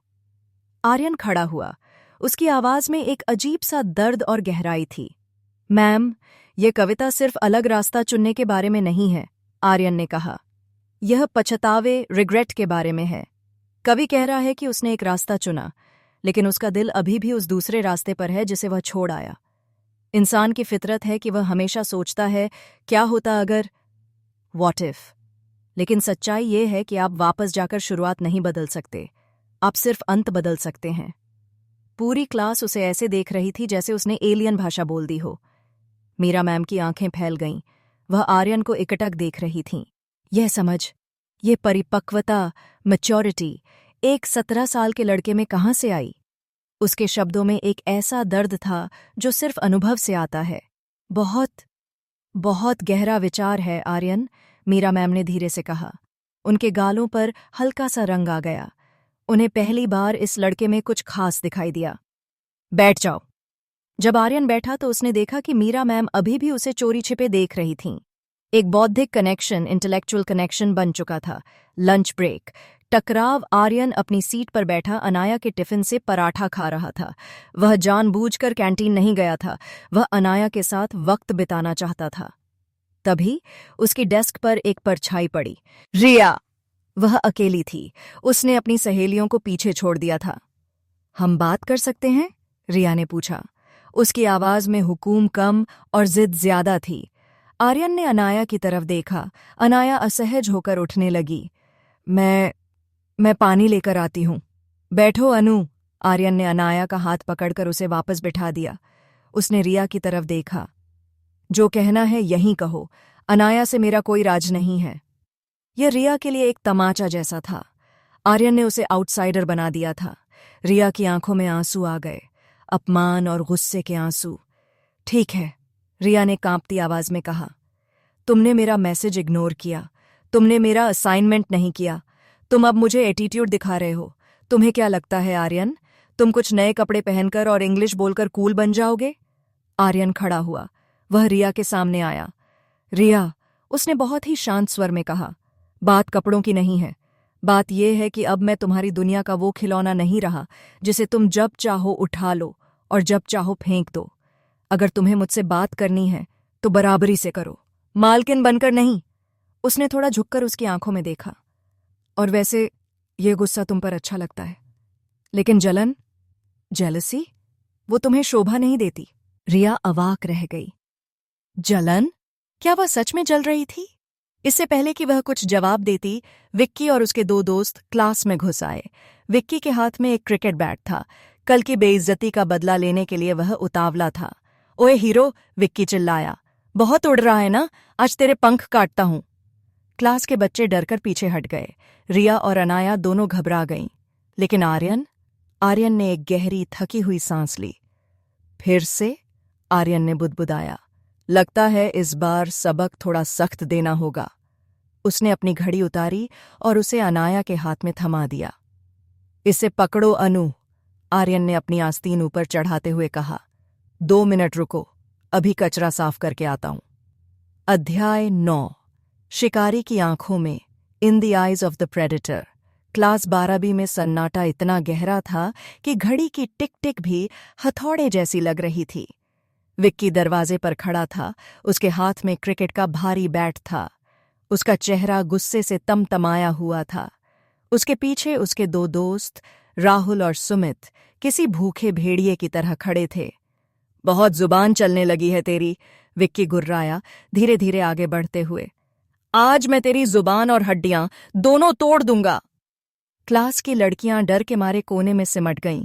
अनाया ने अपनी आंखें बंद कर लीं। वह आर्यन का हाथ खींचने की कोशिश कर रही थी।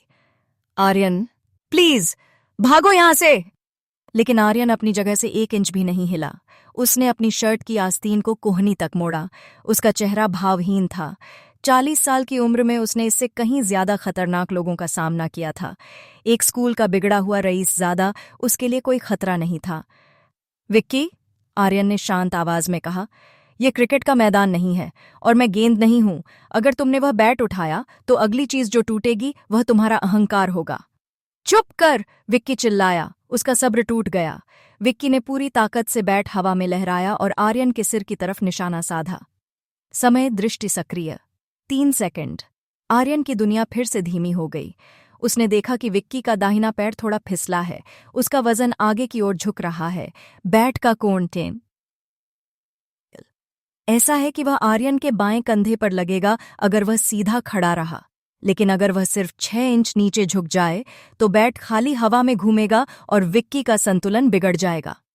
समय दृष्टि समाप्त। जैसे ही बैट आर्यन के पास पहुंचा, आर्यन ने पलक झपकते ही खुद को नीचे झुका लिया। डक्ट, शूम! बैट पूरी रफ्तार से आर्यन के सिर के ऊपर से निकल गया और पीछे रखे लोहे के डेस्क से जा टकराया। धड़ाम! आवाज इतनी तेज थी कि कई छात्रों की चीख निकल गई। लोहे का डेस्क मुड़ गया। अगर वह आर्यन को लगता तो उसका सिर फट जाता। विक्की अपने ही वार की गति मोमेंटम के कारण आगे की ओर गिर गया। उसने खुद को संभालने की कोशिश की, लेकिन इससे पहले कि वह सीधा खड़ा हो पाता, आर्यन ने अपना कदम बढ़ाया। आर्यन ने उसे धक्का नहीं दिया। उसने बस विक्की के लड़खड़ाते हुए पैर पर अपना पैर अड़ा दिया। धड़ाम! विक्की मुंह के बल जमीन पर गिरा। उसका बैट उसके हाथ से छूटकर दूर जा गिरा। क्लास में सन्नाटा छा गया। स्कूल का सबसे ताकतवर लड़का एक ही वार में जमीन पर था और आर्यन ने अपनी मुट्ठी तक नहीं खोली थी। विक्की के दोस्त राहुल और सुमित हमला करने के लिए आगे बढ़े। आर्यन उनकी तरफ मुड़ा। उसकी आंखों में एक ऐसी बर्फीली चमक थी जिसने उन्हें वहीं जमा दिया। 1 कदम और नहीं, आर्यन ने अपनी उंगली उठाते हुए कहा। उसकी आवाज में चिल्लाहट नहीं, बस एक आदेश था। अगर तुम दोनों ने आगे आने की कोशिश की तो मैं भूल जाऊंगा कि हम स्कूल में हैं। वे दोनों सहम कर रुक गए। आर्यन की आभा ऑरा किसी स्कूल के छात्र जैसी नहीं, बल्कि किसी अंडरवर्ल्ड डॉन जैसी लग रही थी। विक्की ने दर्द से कराहते हुए उठने की कोशिश की। उसका होठ फट गया था।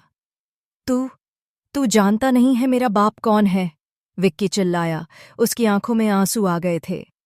आर्यन उसके पास गया और नीचे झुका। उसने विक्की के कॉलर को ठीक किया, जैसे बड़े भाई करते हैं। विक्की? आर्यन ने मुस्कुराते हुए कहा, तेरा बाप ट्रस्टी है, मुझे पता है, लेकिन याद रखना स्कूल के बाहर एक बहुत बड़ी दुनिया है और उस दुनिया में बाप का नाम नहीं, अपना काम चलता है। तभी कॉरिडोर में भारी कदमों की आवाज आई। ये क्या हो रहा है यहां? प्रिंसिपल रस्तोगी और माथुर सर दरवाजे पर खड़े थे। माथुर सर ने क्लास में मचे हंगामे को देखा। टूटा हुआ डेस्क, जमीन पर गिरा विक्की और उसके ऊपर खड़ा आर्यन। आर्यन शर्मा! माथुर सर चिल्लाए। फिर से तुम गुंडागर्दी मचा रखी है। विक्की ने तुरंत पैंतरा बदला। वह रोने का नाटक करने लगा। सर देखिए, इसने मुझे मारा। मैं तो बस बात करने आया था। इसने मुझे धक्का दिया और मेरा होठ फोड़ दिया। प्रिंसिपल रस्तोगी, जो एक छोटे कद के और चापलूस किस्म के आदमी थे, गुस्से से लाल हो गए। विक्की के पिता ने स्कूल को बहुत बड़ा डोनेशन दिया था। आर्यन, प्रिंसिपल ने कठोर आवाज में कहा, मेरे ऑफिस में आओ अभी। मुझे लगता है आज तुम्हारा इस स्कूल में आखिरी दिन है। आर्यन सीधा खड़ा हुआ। अनाया ने उसका हाथ पकड़ने की कोशिश की, लेकिन आर्यन ने उसे इशारे से मना कर दिया।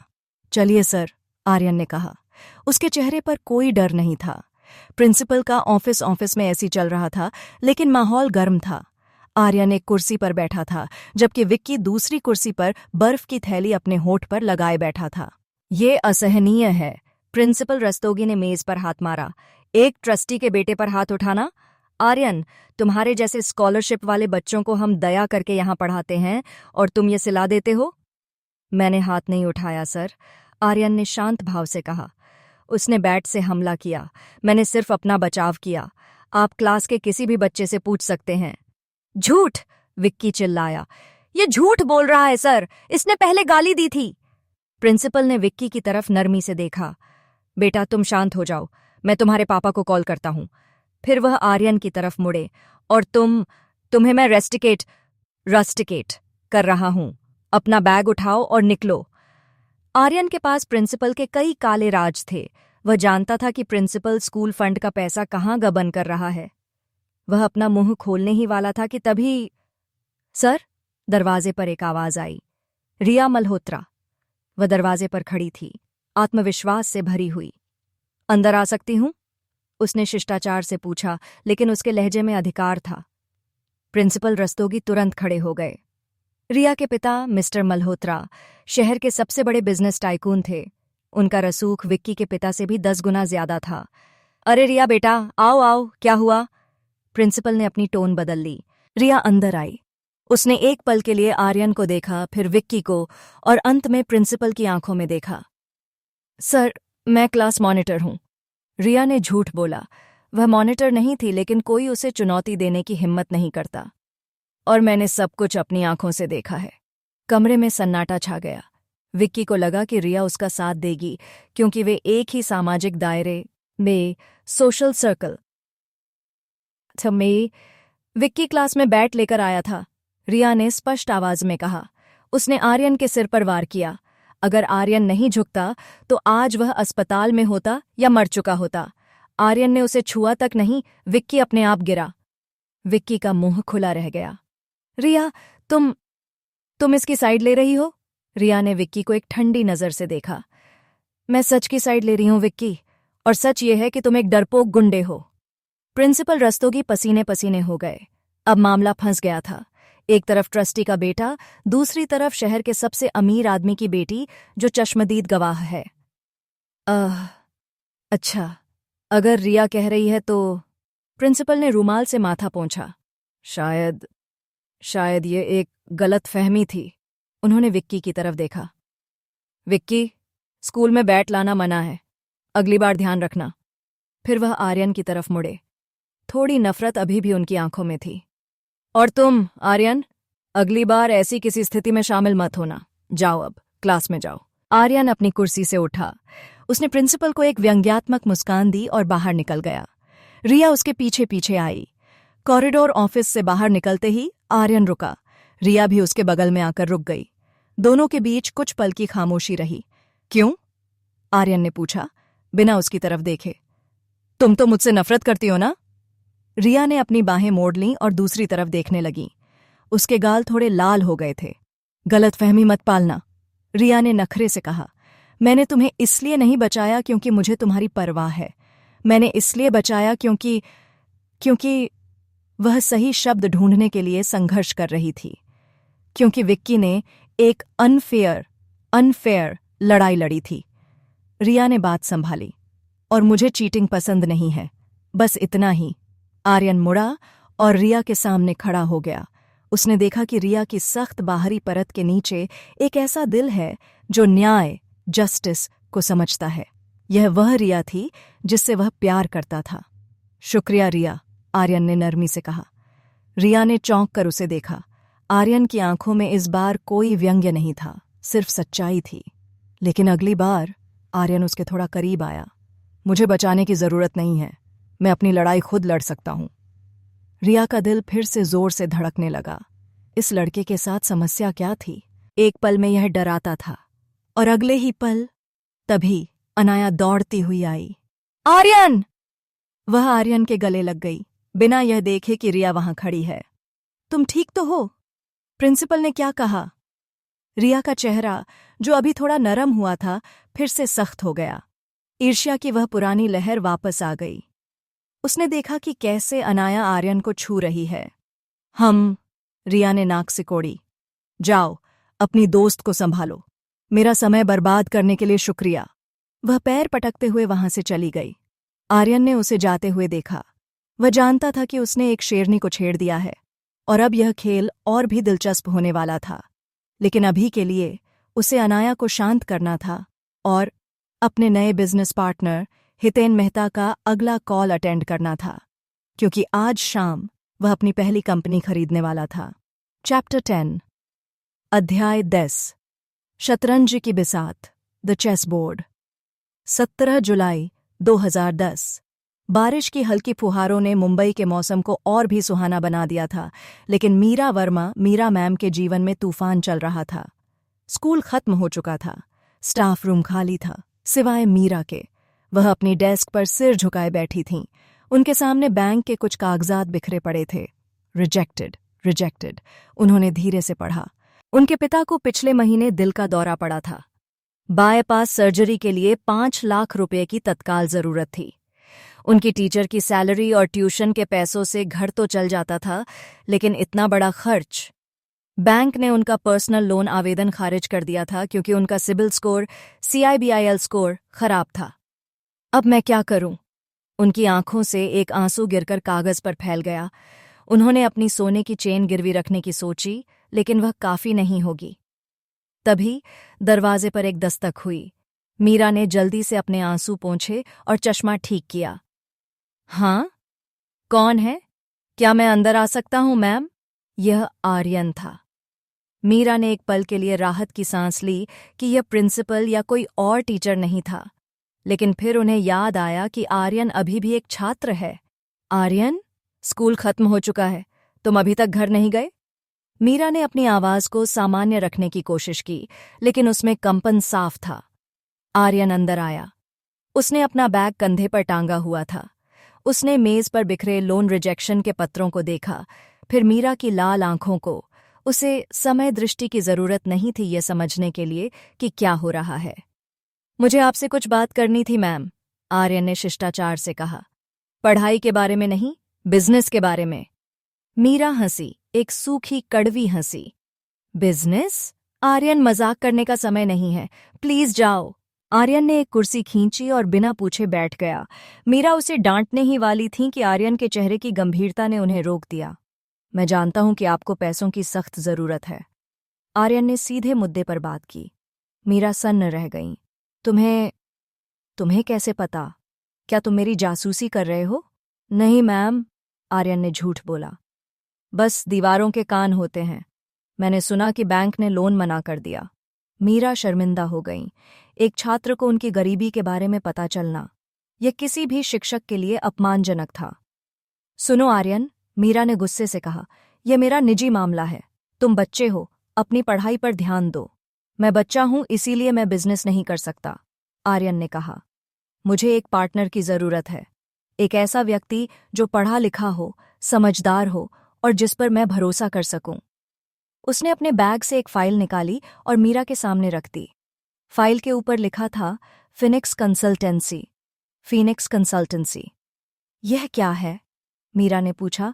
उनकी जिज्ञासा उनके गुस्से पर हावी हो गई। यह एक कंपनी है जिसे मैं शुरू करना चाहता हूं, आर्यन ने समझाया।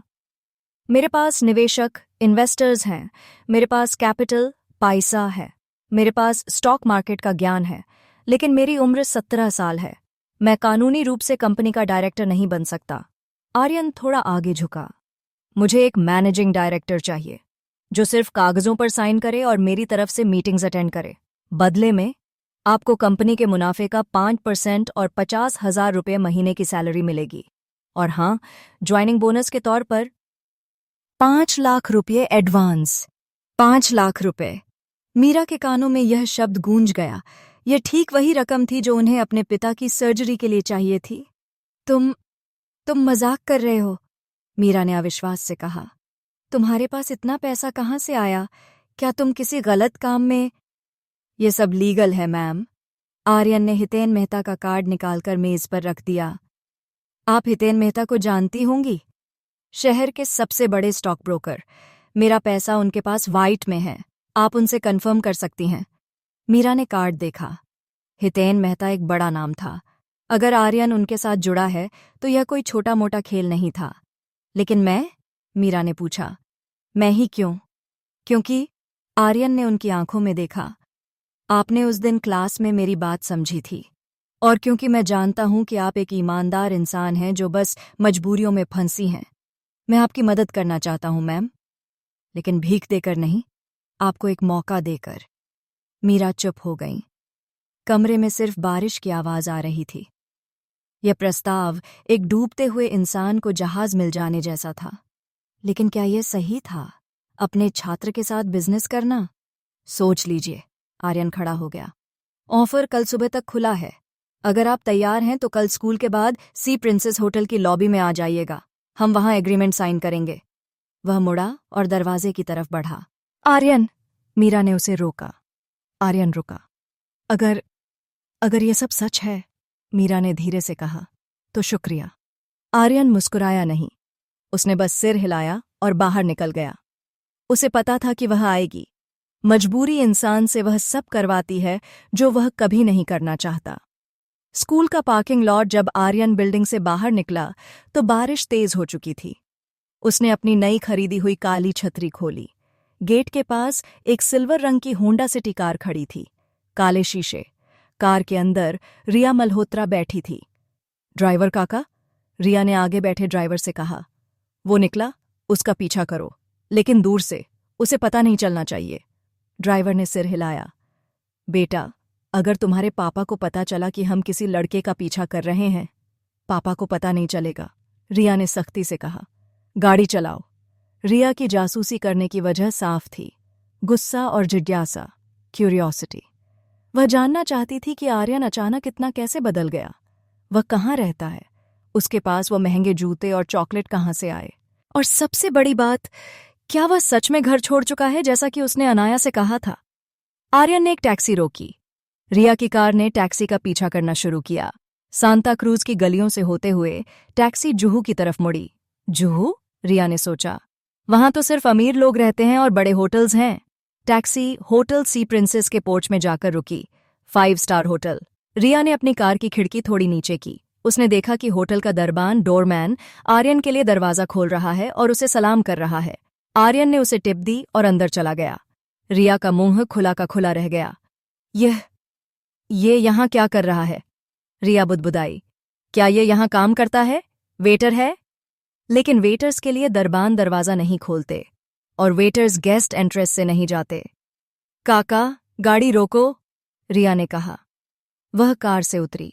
बारिश हो रही थी लेकिन उसे परवाह नहीं थी। उसने अपना हुड सिर पर डाला और होटल के अंदर जाने की कोशिश की। लॉबी में पहुंचकर उसने इधर उधर देखा। आर्यन लिफ्ट के पास खड़ा था। उसने कार्ड स्वाइप किया और लिफ्ट में चला गया। रिया रिसेप्शन पर गई। एक्सक्यूज मी, रिया ने रिसेप्शनिस्ट से अपने सबसे अमीर और नखरे वाले लहजे में पूछा। वो लड़का जो अब भी गया, आर्यन शर्मा, वह किस रूम में है? मुझे उसे एक पार्सल देना है। रिसेप्शनिस्ट ने कंप्यूटर चेक किया। सॉरी मैम, हम गेस्ट की जानकारी नहीं दे सकते। गेस्ट? रिया ने शब्द पकड़ा। मतलब वह यहां रुका है? जी मैम, रिसेप्शनिस्ट ने कहा। मिस्टर शर्मा स्वीट रूम 302 में हैं। Suite room? रिया को लगा जैसे उसके पैरों तले जमीन खिसक गई हो। एक रात का किराया कम से कम 15,000 रुपये होगा। आर्यन, वो लड़का जिसके पास कल तक लंच के पैसे नहीं होते थे, आज स्वीट में रह रहा है? यह कैसे मुमकिन है? रिया का दिमाग चकरा गया। लॉटरी लगी है? चोरी की है? या वह कोई और है? तभी उसे याद आया कि आर्यन ने क्लास में कहा था, मैं रिटायर हो चुका हूं। रिया होटल से बाहर निकली। बारिश उसके चेहरे पर पड़ रही थी। रहस्य गहरा हो गया था और रिया मल्होत्रा को पहेलियां सुलझाना पसंद था। आर्यन शर्मा, रिया ने होटल की इमारत को देखते हुए कसम खाई, तुम्हारा सच चाहे जो भी हो, मैं उसे बाहर निकाल कर रहूंगी। होटल का कमरा। रात 9 बजे आर्यन अपने कमरे में था। उसने अभी अभी रूम सर्विस से डिनर मंगवाया था। उसने अपना लैपटॉप खोला। हितेन मेहता ने उसे फिनिक्स कंसल्टेंसी के रजिस्ट्रेशन के ड्राफ्ट पेपर्स भेजे थे। बस डायरेक्टर के नाम की जगह खाली थी। कल मीरा मैम साइन करेंगी और वह कंपनी अस्तित्व में आ जाएगी। उसका अगला लक्ष्य वर्सोवा की खाड़ी, वर्सोवा क्रीक के पास की बंजर जमीन। भविष्य की यादों के अनुसार सरकार 6 महीने बाद वहां एक नए मेट्रो यार्ड की घोषणा करने वाली थी। आज उस जमीन की कीमत कौड़ियों के भाव थी। 6 महीने बाद वह सोने की होगी, लेकिन उस जमीन को खरीदने के लिए उसे कम से कम 50 लाख रुपए चाहिए थे। उसके पास अभी लगभग 22 लाख थे, ट्रेडिंग मुनाफे के बाद। मुझे और पैसा चाहिए, आर्यन ने सोचा। उसने लैपटॉप पर एक नई विंडो खोली। बिटकॉइन, बिटकॉइन, जुलाई 2010। बिटकॉइन की कीमत अभी सिर्फ 0.4 लगभग 3-4 रुपये थी। आर्यन की आंखें चमक उठीं। यह उसका ब्रह्मास्त्र था। अगर वह अभी 1 लाख रुपये भी इसमें लगा दे तो 10 साल बाद वह दुनिया का सबसे अमीर आदमी होगा। लेकिन उसे 10 साल इंतजार नहीं करना था। उसे अभी कैश चाहिए था। उसने फैसला किया, वह अपने 22 लाख में से 2 लाख रुपए बिटकॉइन में डालेगा लॉन्ग टर्म के लिए, और बाकी 20 लाख को हितेन के साथ मिलकर एग्रेसिव ट्रेडिंग में लगाएगा, ताकि अगले महीने तक जमीन खरीदने के पैसे जमा हो सकें। तभी दरवाजे की घंटी बजी। आर्यन चौंका। उसने डू नॉट डिस्टर्ब का बोर्ड लगा रखा था। रूम सर्विस भी नहीं आ सकती थी। वह दरवाजे के पास गया। कौन? बाहर से कोई आवाज नहीं आई। उसने पीपर होल मैजिक आई से देखा। बाहर कोई नहीं था, बस फर्श पर एक लिफाफा पड़ा था। आर्यन ने सावधानी से दरवाजा खोला। उसने लिफाफा उठाया। उस पर कोई नाम नहीं था। उसने लिफाफा खोला। अंदर एक फोटो थी। फोटो धुंधली थी लेकिन साफ दिख रहा था। आर्यन जावेद भाई के सट्टेबाजी के अड्डे से बाहर निकल रहा है और उसके हाथ में पैसों से भरा बैग है। फोटो के पीछे लाल स्याही से लिखा था, छोटी उम्र में बड़ा खेल खेल रहे हो बच्चे, हमें हमारा हिस्सा चाहिए। नागराजन। आर्यन के माथे पर पसीना आ गया। नागराजन, मुंबई का एक खतरनाक अंडरवर्ल्ड डॉन। उसे पता चल गया था। आर्यन ने फोटो को अपनी मुट्ठी में भींच लिया। तो अब विलेन की एंट्री हो गई। आर्यन ने गहरी सांस ली। ठीक है, अगर तुम हिस्सा मांगोगे तो मैं तुम्हें पूरा खेल ही खत्म कर दूंगा। कहानी अब सिर्फ स्कूल और बिजनेस तक सीमित नहीं थी। अब यह जान की बाजी बन चुकी थी।